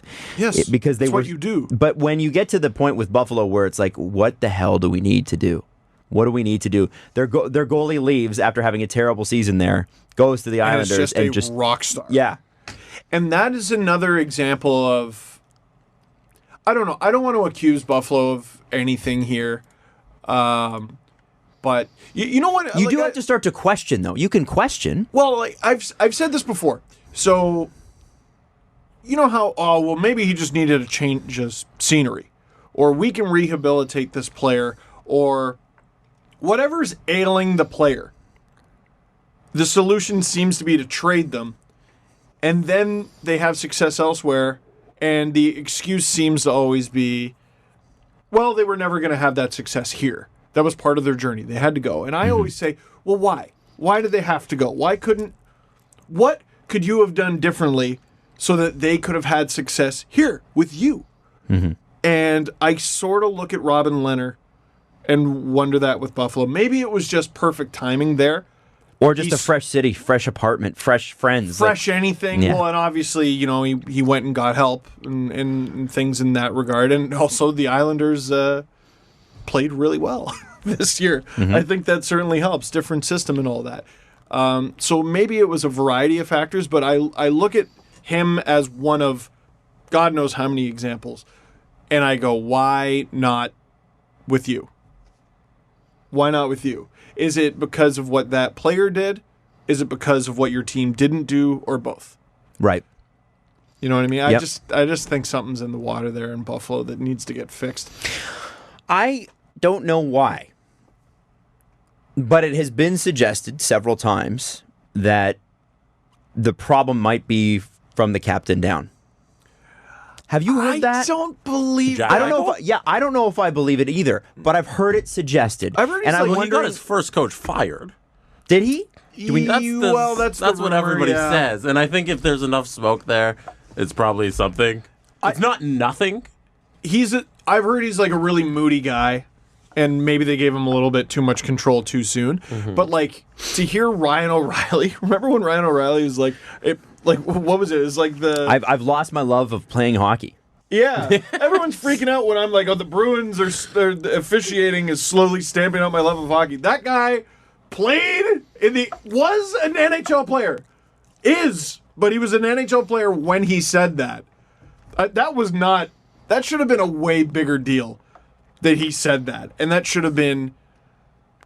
That should be the instead of honor and pride or whatever the thing is that it says on the inside of Leafs jerseys. That should be hanging in the Sabres dressing room.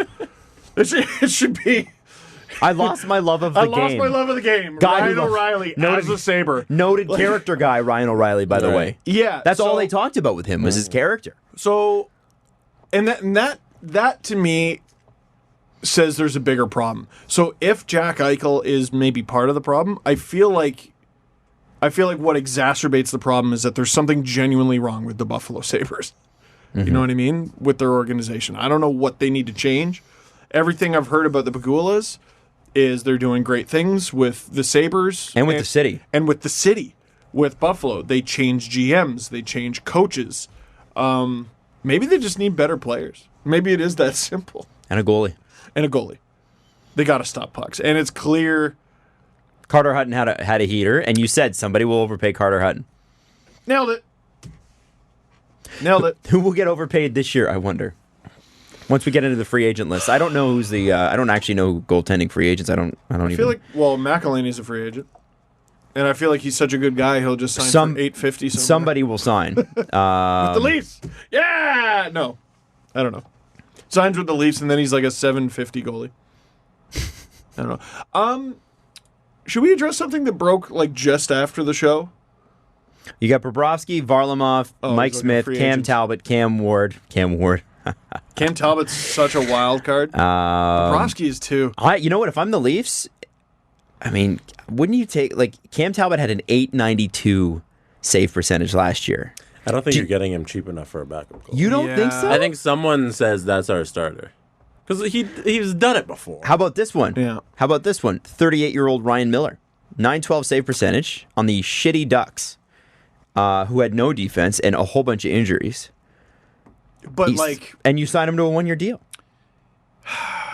Also, let's not do that to Garrett Sparks. Garrett Sparks is our starter of the future. Our backup of the now. He has been re-signed, by the way. Yeah, but people forget Garrett Sparks has a contract for next year. Yep, and it's one that can go down to the minors at $750,000 and won't cost them a thing. You know, when we're paying our in 2 years, when we're paying our starting goalie $750,000, we're gonna be laughing. Yeah, Man. laughing or crying. Sorry, what were you gonna say? Something that broke just after last show was John Shannon breaking that Daryl Cates has been battling some like really intense health issues. An infection. It was a sinus infection that is life-threatening. And he had been battling it since the Oilers went to the second round against the Ducks. Yep. First of all, that's awful, and I wish him all the best. Of course. I know we've been critical of hockey moves on this show. Yeah. But also, like, I'm stunned that was a secret for so long. Like, Well, I never even heard a whisper of that. I think that the reason that it was because, well, first off, it isn't anyone's real business. I know. But the second thing is, I think you've got to, if you're in Daryl Cates' position, the company he owns is a publicly traded company, I believe. What is it again? Well, it's Rexall PharmaPlus, Right. but I don't know what the name of the corporation that owns the brand. The main brand is Rexall PharmaPlus, but obviously he owns Oilers Entertainment. Oilers, what do they call? It's basically like, it sounds like MLSE. It's like Oilers. Sports and entertainment. Sports and entertainment. Something or other. So he owns that. So I don't know what the big corporate breakdown is, but it's an overarching business that runs several different corporations. And when you have the head of that industry sick, it can directly affect the stock price because investors get skittish about anything. Like if he comes out wearing a different suit, they can be like, well, like look at all the Elon Musk stuff. And that's an extreme example. But like tweeting shit and Tesla loses the next day $10 off each stock. Right.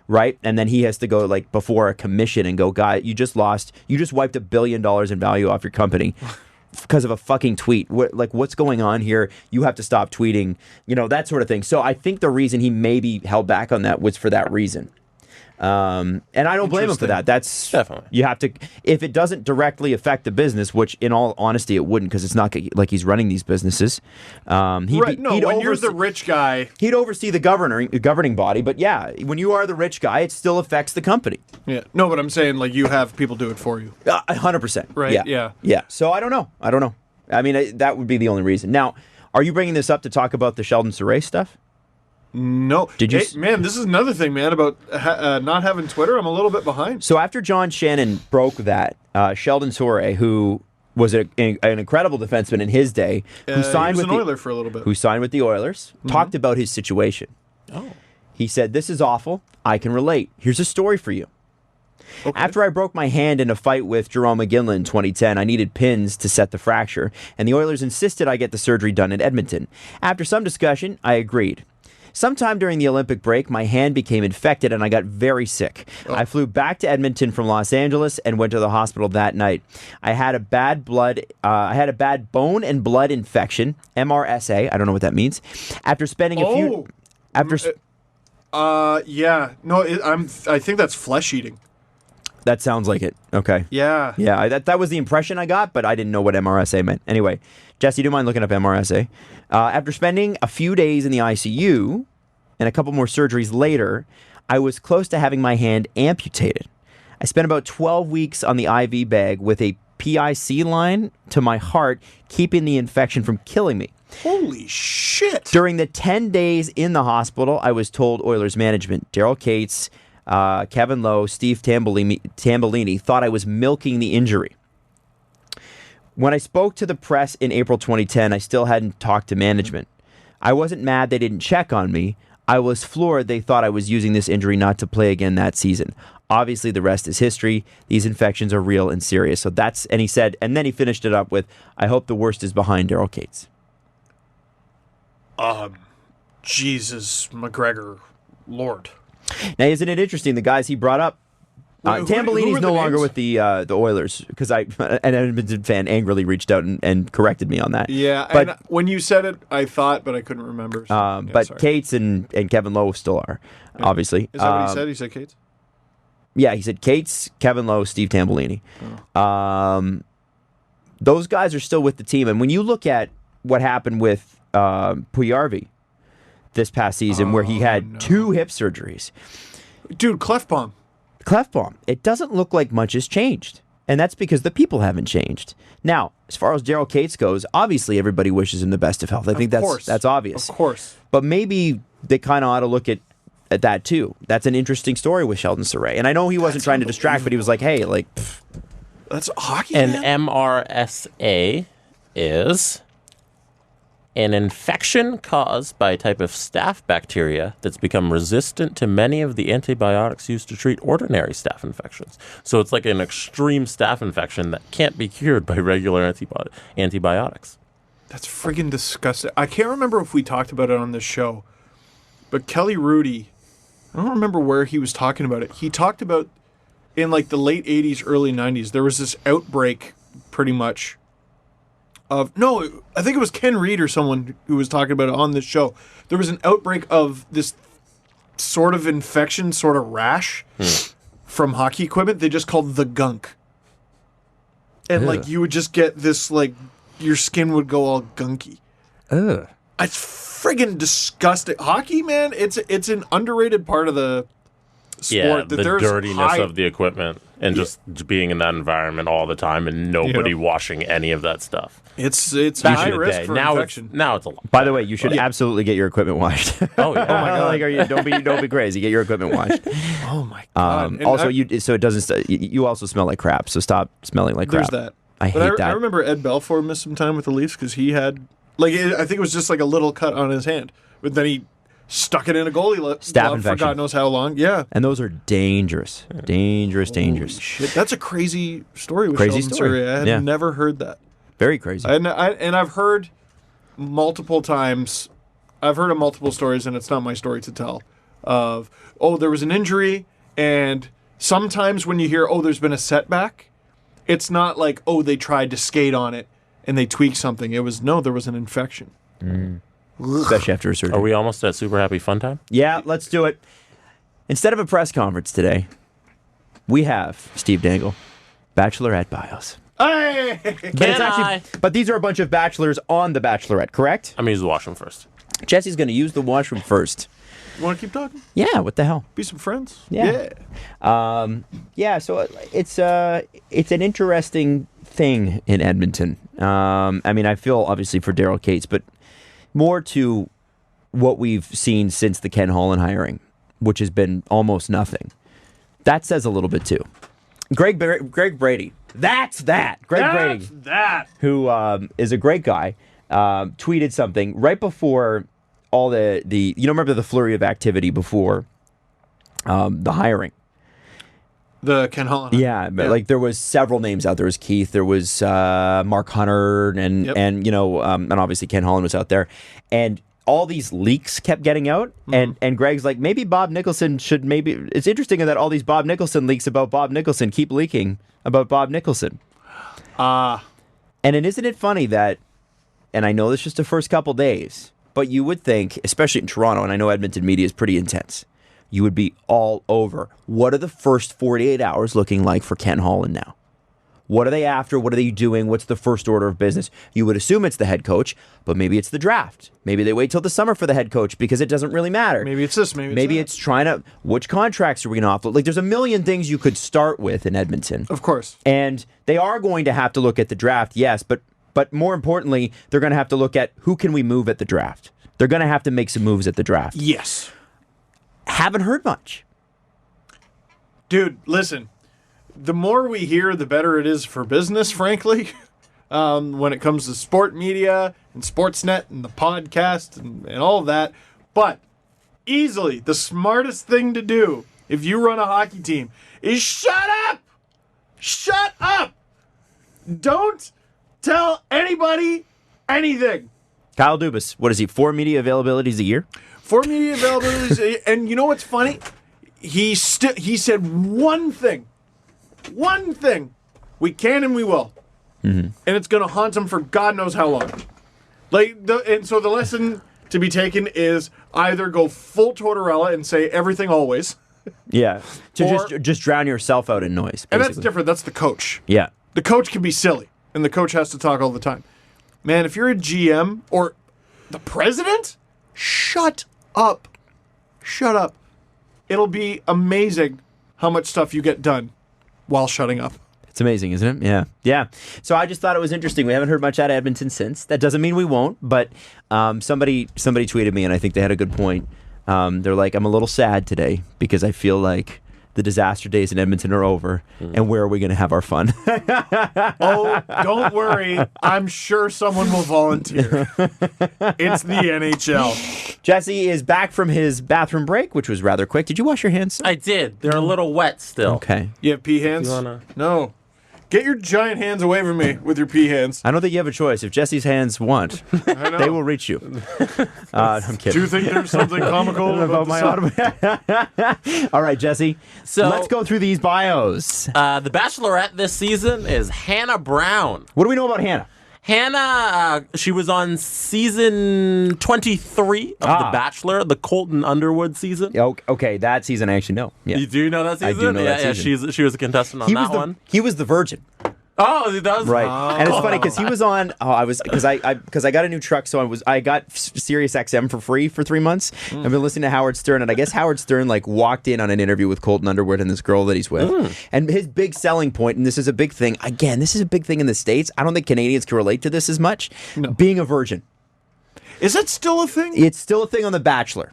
And that's a choice, and good for you. Either way, it doesn't matter. I'm not judging, but the thing was, Howard basically walked in on another channel's interview with him. Yeah, because he loves The Bachelorette. So he just walked right into the Hits One, because he's Howard Stern. Yeah, the Hits One interview, and goes, "Hey guys, I got a few questions too." And they're like, "Yeah, let's just Howard Stern walked in, sure." Yeah, and I guess so. He asked him about the virginity thing. He's like, is that difficult when you've got all these women throwing themselves at you? And then he kind of asked him, so what do you want to do? Because the guy was a former NFL player. He rode Pine, but he was a former NFL player. He was in the NFL. Yeah, still made it. It's not. Doesn't matter. Not a small feat. Yeah. And he's like, do you want to be a coach? You want to whatever? He's like, oh, I'm kind of liking this media thing. And then so Howard's replaying the audio back on his show, and he's like, oh, Colton, you think that this Bachelor thing is going to last forever? And he's like, you have got it. He's like, because the thing is that when you are on The Bachelor, they treat you like a star. So a lot of people come off The Bachelor thinking they are stars. Oh. But the second that you're not on that show anymore. What do you mean I got to do stuff? You're not. And he's like, what do you mean I got to think for myself? And he said the reason that a lot of them can't make the transition into media or to hosting is because they don't realize how not glamorous it is and how little it pays. Well, because it's like, hey, so we went on a random date and we rode horses through the mountains. Right. And all of a sudden they realize that's not every day. Yeah, exactly. And so that's the love part, but the actual media part, I'd like to be an entertainment host. Do you think it's easy to be one of those entertainment hosts, hustling to every carpet, being a stringer for Access Hollywood or Entertainment Tonight? That's not an easy gig. You're working 16, 17-hour days, 7 days a week, away from your family, all over the world. It sounds glamorous, and to an extent it is. But you don't have much of a life, man. Do you think you could do Max Kellerman's job better? Well, listen, I said he made funny faces. I didn't say I could do his job better than him. Anyway, so very, very interesting. So, Jesse, go ahead. All right, so Hannah, let's go back to Hannah Brown. So she's the one that everyone's pining for. She is the Bachelorette. So today we're looking at dudes. So we're going to analyze the dudes who are on The Bachelorette. All right. Okay. Her potential suitor. So just a little bit at Hannah, because we haven't gotten there yet. Because Iceberg needs ask more questions. Born and raised in Tuscaloosa. She's an interior decorator. She enjoys helping transform people's houses into homes. Having grown up in a loving home of her own, Hannah looks up to her parents as an example of the kind of love she wants to have one day. Oh. Whether she is running around with her 2 golden retrievers, taking over the dance floor, or belting out country tunes, Hannah enjoys living life to the fullest. I like Hannah. Just based on the 2 golden retrievers alone, I like Hannah. On her season of The Bachelor, when she was on the Colton season, they called her Alabama Hannah. I like that. Alabama Hannah. Yeah. Does the dog type say something about you? I think it does. Yeah. Yeah, I don't think it means a negative against somebody else.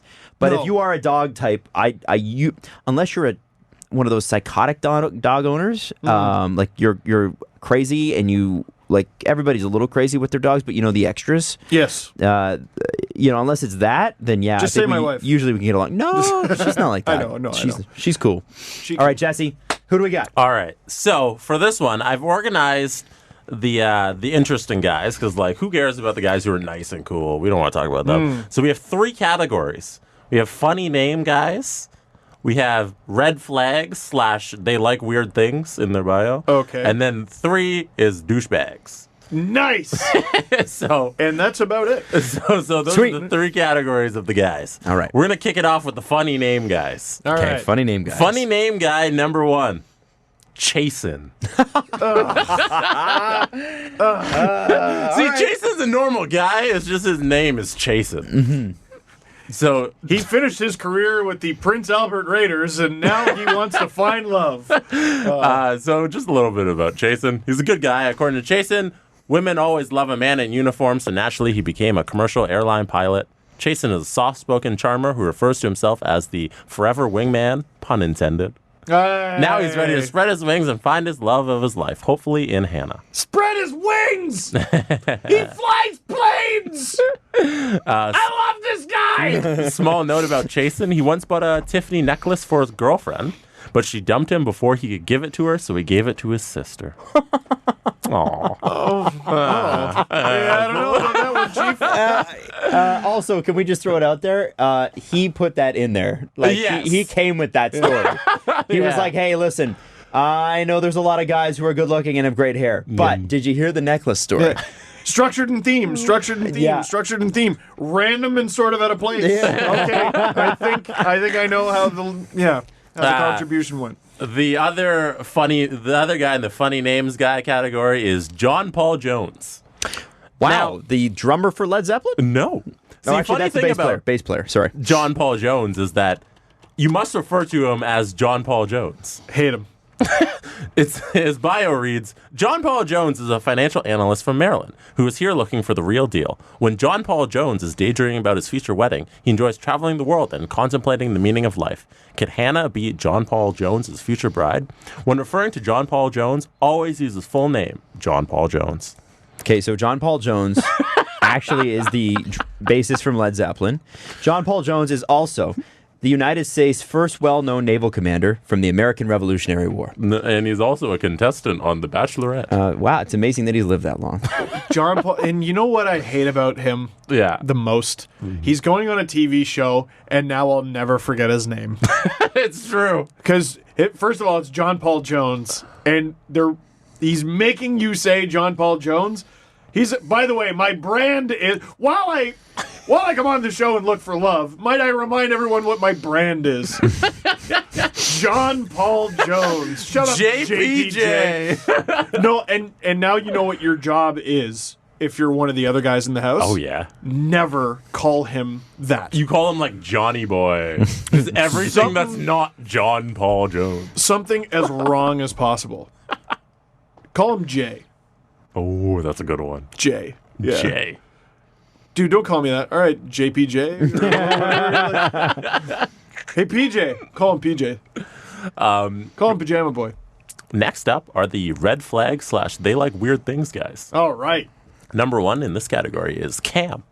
Cam is 30, a software sales guy from Texas. He has a competitive personality, likes to be the life of the party, and a self-proclaimed dance floor king. Hey, Will he have the good right match with Hannah. Yeah. Will he have the right moves to impress our Bachelorette? Who knows? Now, here we get to the little red flags for I was about Cam. to say that is extremely milquetoast. Right? First of all, his favorite movie is The Notebook. Red flag. You're lying. All-time favorite movie, The Notebook. You're lying. You're a liar. Second thing he wrote in his You're a bio. liar and also boring. He picked a Nicholas Sparks book as his favorite book. Yeah. Okay. Not even Nicholas Sparks is like, yeah, my book is worth being number 1 on someone's list. Come Yeah. on, man. Okay. He's lying because that is no guy's favorite movie ever, and he's boring because he hasn't updated the. I feel like people have a movie that they lie and say is their favorite, and he hasn't updated his since 2004 or whenever this movie came Yeah. out. Long time ago. He's a liar. So there's the red flag. He's boring and a liar. The second red flag for Cam. He wrote this. Can freestyle rap about anything Nope. and play the harmonica. Ooh, that means he's gonna freestyle rap and harmonica. That means he wants to do this. He's gonna make his own beats with the harmonica. You know that, right? Oh, that's gonna be gross. All I'm picturing right now is, remember when Homer's standing on a street corner and he's got like a drum on his back? Hey, everybody, it's time to tighten up. Oh, God.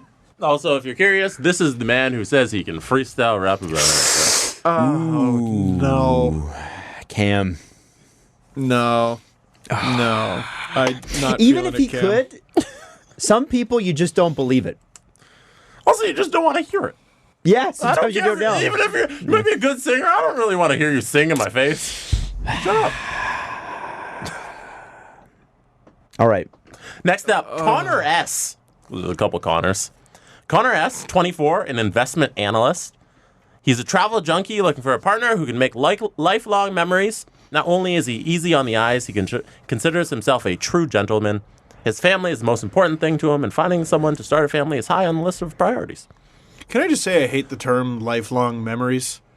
I want to be with someone who will have experiences that we'll forget immediately. Or after a very short amount of time because they were, so inconsequential. I want these memories to last 5 years, and that's it. And then we forget about them entirely. Then we move on. So a memory works. Now, Connor's red flag comes in the first thing he lists that he loves. Okay. Connor writes, Connor loves Justin Bieber. No. Woof. No, stop it. What? These guys are so corny. They're saying things that they think girls will like. I just want to know why. Why? Why would you write Like, you that? can like Justin Bieber, but is that the highlight? You're selling yourself, and the main thing you write is, I love Justin Bieber? No. As a 24-year-old That's not a investment personality analyst? trait. Like, I don't know what you're trying to sell. That doesn't say anything. Like, it's like TJ from our morning show is often on Tinder, and he's like, liking candles and cuddles isn't a personality trait. It doesn't mean nothing about you. And yet he sees it in bios all the time, and it's a good point. Like, what the hell does that even say? That's Well, he gross. likes Justin Bieber and I do too. That means it's going to work. Sorry, I'm just disgusted. I'm disgusted with that take. Connor And S. that's another one that he hasn't updated in several years. Yeah, you can like somebody more relevant. Also, it's not really something to sell to a person you're trying to date. BTS. Then you're on. Yeah, there you go. Jimin, baby. Say you like Jungkook. Or Jimin. Jimin's my boy. BTS. Yeah, for sure. All right. Or V, one of the rappers. Oh. Name's just V. Yeah, mine's V. V for sure. V for, You haven't heard anything until you've heard BTS. Korean rap, dude. I'm still a Jungkook boy. yeah. Let's move on to Dustin. Okay. Dustin also Hate him. has a weird thing he writes that he loves. So he's a real estate broker, passionate guy who loves a good night of Netflix and chill. Seems kind of stable. All right, all right. Looking for a mature woman who wants to start a family. He was raised by a single mom. Okay. That's cool. And then he writes, Dustin loves Tony Robbins. Oh, no. Oh, dear. Is that worse than loving Justin Bieber? Because loving the Tony Robbins thing comes with so much. I don't mind loving Tony Robbins. I listen to Tony Robbins sometimes and I'll go, okay, he's a master motivator, right? Yeah. He is. Yeah. However, it would be like I'll watch the YouTube video at 1 a.m. when I can't sleep. I'm not paying to go to the Tony Robbins seminar because I don't believe I'm going to get anything else than what I've seen on YouTube. Does that make sense? I am easily and blindly influenced by charismatic people. Yeah, no, I don't like you, Dustin. It's I already don't like you. If there's a I don't lot- like that you're an empty shell. There's baggage with the Tony Robbins, Jesse. You're Yeah. right. You're right. Where you're like, I don't Are you know. going to yell at me when I eat toast? And Like- you're going to tell me I should be eating a salad If there's when we're in the anybody, kitchen? if there's anybody listening that's been to a Tony Robbins seminar and is now a millionaire, Yeah. I would love to hear from you. Tony Robbins. Maybe we're missing out. hungry. Maybe we could have been millionaires already. Right? Yeah, dude. No, I'm not in. And again, have any of these guys watched the television? Like, Justin Bieber is at least within the decade. Yeah. Like, all these people are picking, like, cultural references that haven't been relevant for quite some time now. When was the last time you And they're heard anyone talk 24. about Tony Yeah. Robbins? These are young that guys. guy's 24? Yeah. And Tony Robbins is his thing? It's a real estate broker, I guess. Is he it's 24, the vibe. real estate broker? Cam was 24, Mr. Freestyle, yeah. Justin Bieber. Dustin is 30. Dustin's 30. Okay, so he's our age. Yeah, he's a little older. Okay. Still. That's how you can't be 24 years old and a real estate broker. No one's buying no one's doing that from a 26-year-old or 24-year-old real estate broker, can you? Okay, so just Because to be a broker, that's a big. You can be an agent, but a broker. Dustin's 30, real estate broker, loves Tony Robbins. Connor S, 24, investment analyst, loves Justin Bieber. I'm going to throw this out there. He's a sociopath. Which one? Dustin. Dustin is a sociopath. Just because he loves Tony He's a Robbins. chameleon. He all he does is adapt. Because he was saying, "Oh yeah, I want to settle down, looking for a mature woman, like the Netflix and chill thing." But those are all like, I guess the Netflix and chill thing got me because I'm like, that's what he does to wind down, which is cool. So I want to know what gets this guy hot. Like what is he passionate about? What is going to be his thing? And I thought you were going to lay out a strange thing. He's really passionate about, man, all he does is talk about NASCAR or something. Like, I don't know what it could be. But then he does nothing, and what gets him inspired is dudes who inspire people. It's just nothing. He's getting inspired for what? I have a feeling this is the kind of guy who will like whatever she likes for...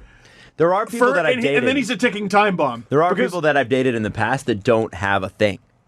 You gotta have a thing. Yeah. You gotta have a thing or a few things. And then maybe it's after 6 months. Yeah. Maybe it's after 6 months or a year or 5 years, but then he's going to get bored.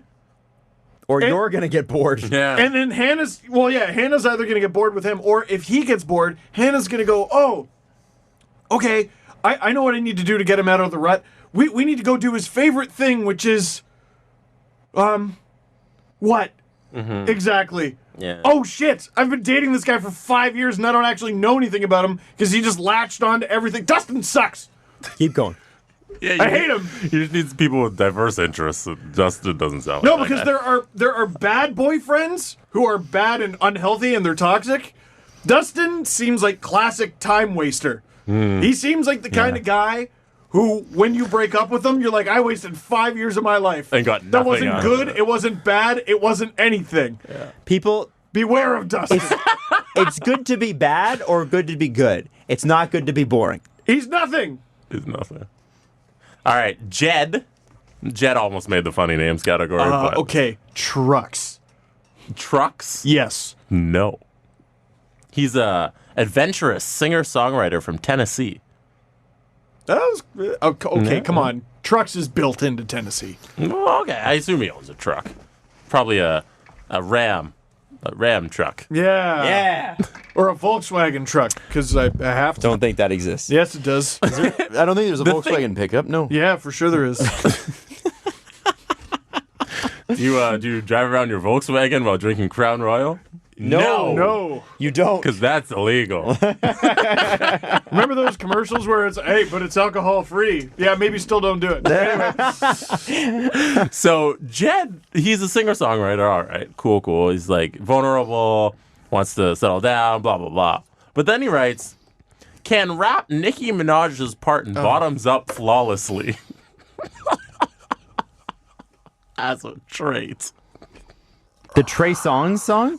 Yeah. Bottoms up. No. That's all. Yeah. Again, that song is how many years old? 2011. He's 25. That was a 2011 What song. season is it? Is this the one that's currently going on, or are this you is reading an about- old one? No, it's about to happen. Do you want... My favorite new rapper is Fabulous. What? Like, these guys they're old. I don't get it. That's weird. But yeah, that's not weird. It's like, show me yes. your party trick. I memorized all of Nicki Minaj. Jesse, if I, imagine I was that guy, right, for a second, which I think is probably pretty imaginable.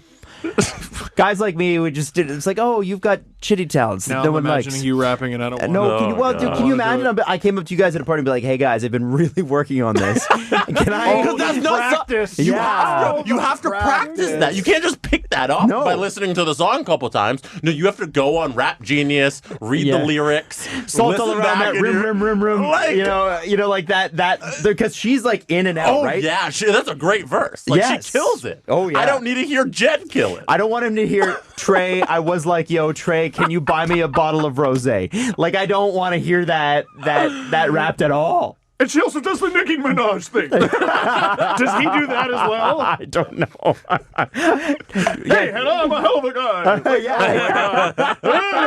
I hate myself. I hate myself for that. All right, keep going. So Jed's the worst. And then we have Wait, that's it? what? These are all the same person. You've listed enough things to create less than one Well, maybe man she's so got far. maybe she's got a like I don't know much about her personally, but maybe there's like they're trying to keep it to really nice guys because she's had some baggage in the past she can talk about. Oh, Because you got to have every bachelor and bachelorette has something in their past that's scarring them, that's holding them back from loving fully.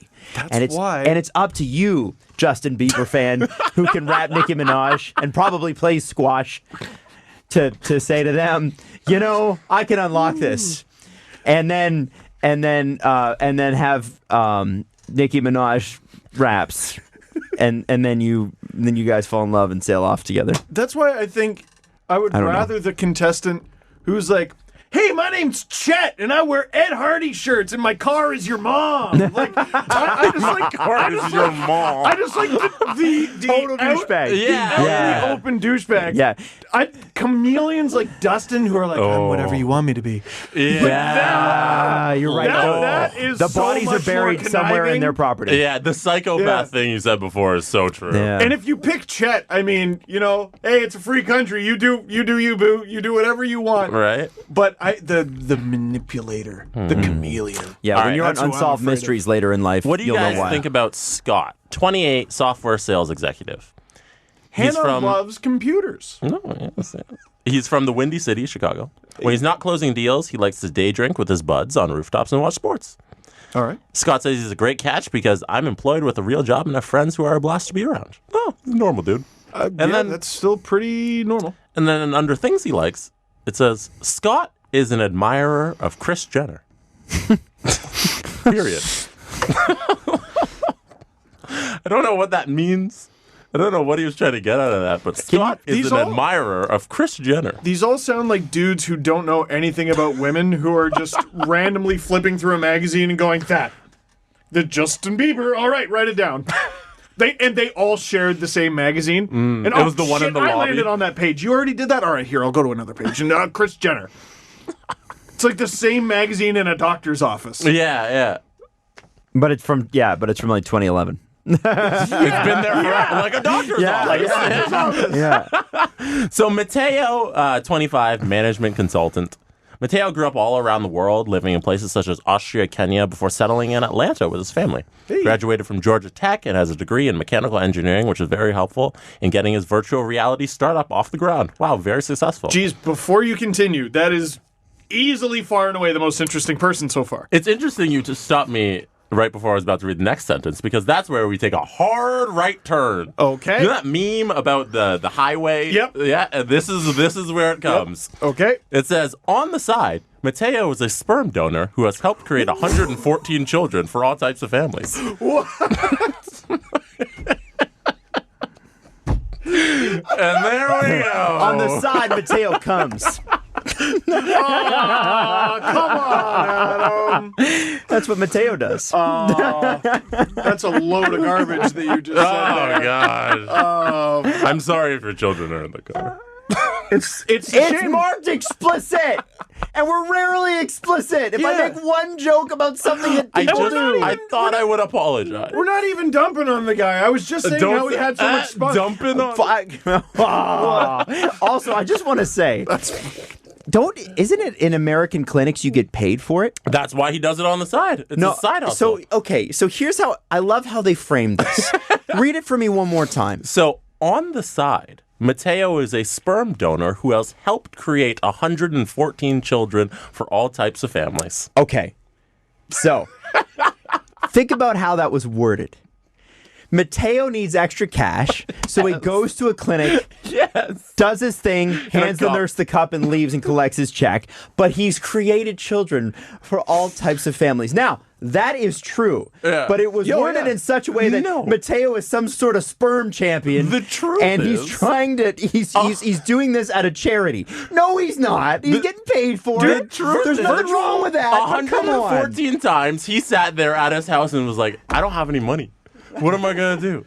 And then he walked out of the sperm clinic and was like, all right, I'm going to make a couple bucks. Dude, when I was Virtual reality, when I was super poor, equipment is experience. I would have done it. 100% I would have done it.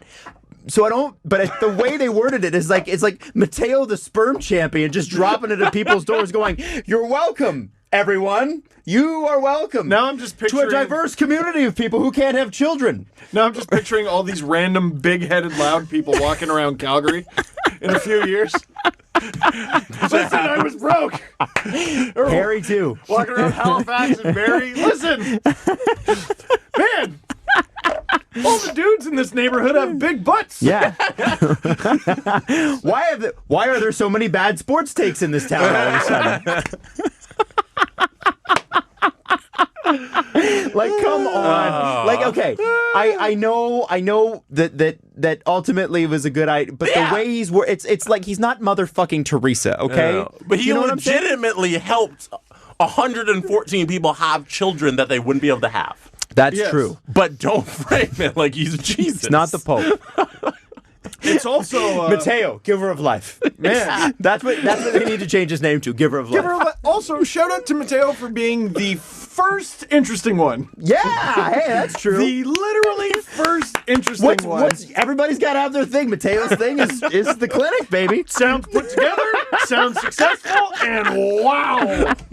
Wow. At least you know he's a good time. Ooh. Yeah, because the first two bits are for the... Yeah. It's for your reaction. It's up here. You go, or because it's boring. And then the third one, that's the big one. Mm-hmm. And let me tell you, folks, he had a one. He had a real good one. Shout out to Mateo. Mateo. He saved this bit. All right. Kevin's our yogurt before we get to the main course. Okay. That's what they palate give you in cleanser. between? A palate cleanser. Kevin's the palate cleanser because he kind of Yogurt? Yeah, they do that. They give you yogurt, right? They give it like it's like a yogurt. Yeah, it's like sometimes it's minty or whatever, but basically it cleanses your palate Like before a sorbet? Sometimes, sort of thing? sometimes that. Okay. You go in between meals, you know, and you get a little. It's weird. Kevin kind of bridges the gap between, hey, here's a red flag, and maybe he's probably a douchebag. Oh my god. Mm-hmm. He's 27, behavioral health specialist. I'm gonna read this whole thing to you. Kevin is a small town guy who is the ultimate family man. He works as a behavioral health specialist for the Army, helping vets deal with trauma. When he's not working out, he's pumping iron at the gym. Yeah. Okay. Kevin says his past relationships haven't worked out because he loves too hard. Oh no. Oh, so Kevin's a fucking victim. Great. Tell me this. Okay, you're on a first date with somebody, and they're like, so how come it didn't work out with your ex? I love too hard. I'd be like, yeah, fuck you, I'm out of here. Sounds Are you like kidding you were me? overbearing and awful. You sound terrible. It's their fault because you love them too much. Maybe you came on too strong. Maybe you're just not lovable. Maybe that. Have you considered that? What if I add the tidbit that Oh, please do. Kevin wants to travel more, but he won't go anywhere that doesn't have an available gym. I hate this guy. Wait, did you have this Has he guy never done filed under push-ups? red flags or douchebags? He's the palate cleanser. He's in both. He's the palate cleanser? He's both. that douchebag's gonna be fun. Jesse nailed it. Jesse nailed it. He's Yeah. straddling douchebag red flag guy. All right, here we go. Yeah, and he's straddling it because it's some sort of workout. Oh my god. I love too hard. Like everything I do, bro. I do everything hard. I work out a lot, and I love. Just as what I do. It's like you're hurting me. You squeeze too hard. You're physically hurting Growth me. in any relationship is like growth at the gym. It takes reps, bro. It takes consistency. What was that? Relationships are made in the kitchen. You ever heard the old saying? Remember when the Pokemon came out and there was that guy that just yells on the internet into his phone? Yeah. And he's like, "Why don't you get out and catch a Games-a-chew?" Anyway, I love too hard. and you know Also, what? ice types are the best to build your top 6 around. But in true story, anybody that says because I love too hard plays victims, and trust me, you don't want to argue with those people. You don't want to argue with anyone that's like, I'm a victim. There's no introspection. It's like, listen, it's a lot like a job interview. Yep. What they're doing, right? Yep. Here's why I'm a candidate. Hey, what's your biggest weakness? It's always, I take my work really seriously. Which is a dirty lie. Your biggest weakness is you don't even want to be doing this job, but you have to because you need the money. Yeah. Let's just cut all the pretense away. This guy, I love too hard. Yeah. Just love too hard. Let's get to the real douchebags, though, if this isn't it. All right. If this isn't it. Are you guys ready for Are you guys ready for Luke P? Because there's 2 Lukes on this season. Luke Perry. Luke P is 24. He's an import-export manager. Good Christian boy from Gainesville, Georgia. He prides himself on being able to get along with anyone. He loves team sports. Hey. Yeah. See, we're up here. Okay. To Luke, for better or worse, means unconditional love. Luke Doesn't seems to be- exist. Luke seems to be everything Hannah wants to be in a husband. Is this a match made in heaven, or is it too good to be true? Who knows? And then Luke writes his interest. So right now, with Luke, we have and now, Luke says, my hero is Tim Tebow. again, 2011. Mets The Tim magazine? Tebow or Broncos Tim Tebow? That's important. Which is worse? I'm not sure. I like Tim Tebow with that blue and orange team. The thing about Tim Tebow is there's nothing wrong with Tim Tebow. It's everything. It's like Tony Robbins. Sure. Nothing wrong with Tony Robbins. It's all the bullshit around that you can't handle. Does he want to win just so he can take a knee? Like Tim Tebow? Yeah, you see? Because, Damn it. Oh, yeah. They should absolutely. They And got you to know bring what's Tim great? Tebow on. A lot of people didn't even get that reference because it's so old. It is old. Which they all got their shit from the same magazine in a doctor's office. Now, Dylan, you guys are going to love Dylan. already hate it. Dylan's 24. He's a tech entrepreneur. I'm joking. Okay. Dylan's out there. Giant heart of gold, giant smile. Co-founder of a fitness company that allows people to work out while donating food to people in need. Oh, cool. That's great. That awesome. It almost sounds fake. You know what I mean? Yeah. Like, yeah, he's an entrepreneur. He's fit and also donates his time. He also found a way for people to be vain for a Yeah. good cause. Exactly. Which I yeah, like. Yeah. So I you don't like feel so that. bad about being vain. Yeah. Dylan you're is cool. great so far. And then Dylan wants to list 3 things about himself. Is he covering up his own vanity? First of all, he says he has 2 tattoos. A palm tree on his ankle, Oh, which is That's tough. does he like the which beach? is real Where's tough. Dylan from? That is tough. Where's Dylan from? You nailed it. That is Is tough. Dylan from, like, Florida? That's a tough one, man. That's a tough tattoo. he's got a palm tree on his ankle. That's tough. Wait, And then that the was other- the first one? And then the other tattoo is not bad. It's just a heart. His other one's a heart with roses. That's He says it's for his parents, so I don't hate that. Okay, fine. But Yeah. the palm tree on his ankles. that's rough. tough. Okay, keep going. That's tough. And you want people to see it. And then That's why it's there. Dylan, which this is why I drop him into the douchebag category. He lists his other interest as the majority of my friends are women. You're a liar. You're Even a if he's liar. not, what does it matter? Yeah. Like, what the fuck? What Who are you cares? doing, Dylan? What are you doing? You inherit my group of friends so that when we break up, it's super sloppy. Like, what is the appeal? No, there? you know what that this? is? You know what that is? I don't know. That's a guy exactly like what we said earlier. I feel like that's a guy going, what do we think she wants? Yes, dude. Here's what Hannah has to choose from. I think a bunch of manipulative assholes and a dude who's a father to 114 kids. Who, honestly, I think Mateo's my favorite. Is easily the best guy of the bunch so far. Mateo. So far. Giver of life. There's plenty of time for him to screw it up. Oh my god. All right. Next one. All right. We only got What is it about the palm tree that makes us go, ugh? It's because it's just, It's you know, It's You icky. know. you know, everybody knows. There's not a single person listening that's like, you know, I think they're wrong about that palm tree take. Like, you know- Actually, I think it's great. yeah, actually, I have one too. I'll defend the palm tree ankle tat. No one's taking that. No. Maybe Max Kellerman, but other than that, What? Okay. Kawhi is better than Kobe. Anyway, Now, Tyler, our second last guy here. okay. He's very straightforward douchebag. Okay. He He's owns Chet. it. We like that. He adheres to all the qualities. You know who's a straightforward douchebag that I like? Who's not, like, really not a douchebag, but you know what I mean? Gronkowski. Rob Gronkowski Yeah. he's a meathead. Sure. Right? Meathead is, yes. Not a douchebag, but a meathead. Yes. And he owns his meatheadedness, and you enjoy it, and he's fun, and he's fun-loving, and good. He's like- all the good things about it.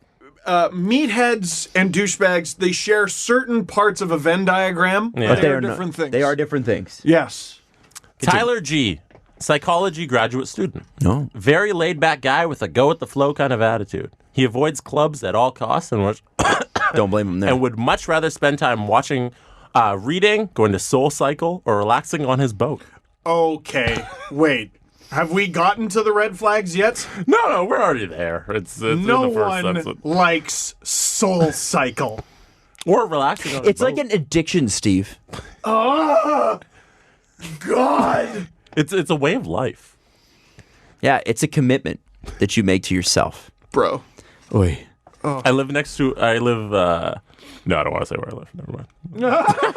So Jesse lives next to a spin studio, but there's 8 million of them in Toronto, so it doesn't matter. Sure, I don't want to name the specific one. Yeah, It'd be too much. but why is there Jesse lives characters somewhere in that walk in? Toronto. Yeah, Spikes. there's a thing. Anyways, moving on. Yes. Go knock on Jesse's door. Leave a pepper. Yes. Tyler considers himself a modern romantic and is looking for his equal match, who he says is a confident girl that isn't afraid to lay it all out on the table and is one that can make him laugh. Knock, knock. Who's there? Hannah. Oh, Well, that's just poorly worded. God. That's not his fault. You can't blame him for that. Also, she's reading this. Yes. Knock, Also, knock, who's there? Me. Tyler says he adheres to a strict keto diet and has a side business in dream theory analysis. Oh. As in, like, if you have a weird dream where you're walking through the woods naked, he'll tell you what it means. Yeah, it's his job. So he's a WordPress blog. That's cool. Wow. Yeah, but what Again, about his time at Soul old. Cycle? Old. Oh, is this from 2011, this whole season? He has a .blogspot still. Wow. Okay. And in between doing that, he goes to Soul Cycle. Hunter. What He's their makes me last- uncomfortable about Tyler? He's their last Bachelorette contestant. There's another guy. I think he's manipulative. All right, Hunter. Hunter's 24. His life revolves around the ocean. That is a lifestyle thing. Mm-hmm. That's a lifestyle And, thing. I and like that's fair. being very upfront with that. Good start, Hunter. Good. It means good and it hunting, tells you Hunter. something about him. He's physically active. Sure. Enjoys being outside in the sun. Often is in the water. Probably can swim. Doesn't mind having his shirt off. There you go. Goes to the gym. None of these guys do. They're Now- all in good shape. But what do you think about his life choices? Oh dear. He recently quit his dream job working for the World Surf League to follow his passion and pursue his own surfing goals as an athlete. So wait, he's going to become a professional surfer? So he was working like for the surf league in like an admin role or something? I don't know. He says he recently quit his dream job working for the World Surf League to follow his passion and pursue his own surfing goals as an athlete. I would like to see some receipts on that. As in, like, here's the thing. If I'm going to support your athletic career and you're what? How old is 24? He's 24. he? And you haven't made it yet, huh? No. Ooh. Then he quit his job. Yeah. That's fine. I don't mind people laying it on the line, but like, don't expect if I'm her, don't expect me to say yes to your proposal until you have your shit straight. But again, like with almost every dude so far, if Hannah invests in Hunter, she's getting a big ol' wild card Yeah. because Hunter is an incomplete product. You have no idea what he is, Which is why or what he wants to be. you shouldn't get married if you're incomplete. How about this? Okay, listen. If there's that. Well, you're gonna get yelled at for that. I don't care. Whatever. Yeah. It's my opinion.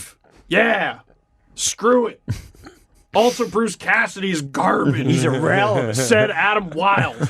And then later on went on to say 2019. later on went on to say that Bruce Cassidy had outcoached Mike Babcock. But anyway, Yes. I'm not upset about that at all. So, I think it's good to bail on certain things, but I'm already like, so he built this thing from the ground up and was already sick of it, and said, you know what, bro, I'm going to become a professional surfer instead. Okay, fair. I question how much this dude has built on his own, based on that description, and I question his commitment. Is there more to him? He has been in 2 serious relationships. Both of them were long distance. Ooh. And Hunter closes out his bio by saying, Hunter still lives with his parents. Yeah. That's going to be a no from me, dog. Not Pro thing about- surfer Hunter the thing who about lives with his everything- parents and quit his job. Everything about Hunter says I'm a commitment phobe. 2 long-distance relationships, won't commit to getting an apartment, won't commit to a job, won't even commit to a career that is, come on. Hunter sounds just not like a winner. Hunter sounds like he's been the same guy since he was 14.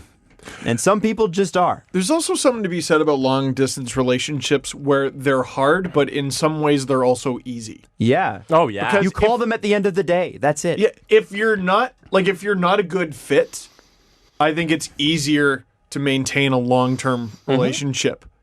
You know what I mean? Because if you're in each other's face every day, then it becomes super apparent like, oh, we should not be together at all. Yep. You know what I mean? I've done the long distance thing several times. I got to tell you, it's Awful? not easy. It's awful, and it's also not a relationship. And I Yeah. know people pull it off, but like it takes an unbelievable commitment to each other. Yes. And beyond that, beyond like I stepped out and cheated or something stupid like that, it is easier in the sense that your commitment to having to choose that person every day when you wake up beside them and they're snotty and gross and sick or smelly or not feeling well or pissed off at you or whatever, like it's right there in front of you rather than rather than on the phone. And there's very obvious exceptions to this rule, but I feel like Hunter's just sort of off. He's just friggin' off doing his own thing. Yeah, he's not ready for this. Oh. Is Hunter... So, every year there's guys who butt heads. So, I'm seeing the two... I'm on the show because I'm building my brand guys. Mm-hmm. Hunter is going to be sworn enemies with John Paul Jones. John Paul Jones The and American Hunter, Navy captain / Led Zeppelin. Oh, and they're going to have a surf-off that will be mediated by palm, tat, ankle guy. Who just wants him to get along. Just wants him to get... Oh, come on. Let's go back to the gym, guys. Let's And go back there's- to the gym and push it out. Who's going to be this season's come on, guys guy? Those guys never make it past third round. No. Yeah, because all they bring to the table is, come on, guys. Come together. When they're editing the episodes together, they're like, it was great before come on, guys guy came. It's true. Why couldn't sperm donor guy have come in? Yeah. Honorable mention to, I didn't even... Oh, anyway. to Grant, who's 30 and unemployed and describes himself as the real life, the dude. Oh. Honorable mention. Oh, no. Again, I watched The one Big movie Lebowski once. came out when? Not even that, man. I watched a movie once. I watched a movie that... Oh, God. I picked something that everyone likes. Yeah. Grant closed out his bio by saying he has a hard time believing that any young guy who comes on The Bachelorette is here for the right reasons, and he plans to call them out. He's on The Bachelorette. Oh, boy. We're going to I have a fun can't time with wait for unemployed that. Grant. Oh, we got to run some clips, man. Oh, yeah. People got on us last time when we started doing it. I don't even care. This time I'm committing to it. This guy, Grant, is going to be the guy who needles the gym dude. The guy who just loved too hard. I love too hard. I just love He's going to be... He needles that guy. I need to do my workouts on vacation. Yeah. I love the gym and I love women. Yeah. If anyone watches Vanderpump Rules, Grant and friggin' loves too hard guy are gonna have the same relationship that James and Jax do from Vanderpump Rules, and he's gonna be James. This is what Steve's been watching other than the Bruins. Yes, Vanderpump Rules, by the way, the worst theme song in the history In of history. television. Yeah, it's terrible. It's So really bad. still a good shout show, out though. Mateo, who has 114 children. Mateo, giver of life. He's the Mateo's- tree of life. You're doing your thing. And also probably a Paisan. What is that? He's probably Italian. Oh, Paisan? Paisan. Like a Panzerotti? Yeah, exactly like Can you a eat Panzerotti. Mateo? He's probably Can you eat Mateo? That's what you're saying? probably he probably tastes like oregano. Yeah. And with that, we'll leave it. Oil of Mateo. We'll see you next. Whoa, okay. We'll see you next week. Oh, I didn't even. Yeah, this is why we don't think before we speak, because things like that come out. What did he Literally. say? He said oil of Mateo, and we'll leave you with that. Oh, God. Goodbye, we love you. See you next week. Follow the guys on Twitter at Steve_Dangle, at Adam WYLDE, and at Jesse Blake. The Steve Dangle Podcast. Brought to you by Panago Pizza. Order at panago.com and stuff your face with deliciousness.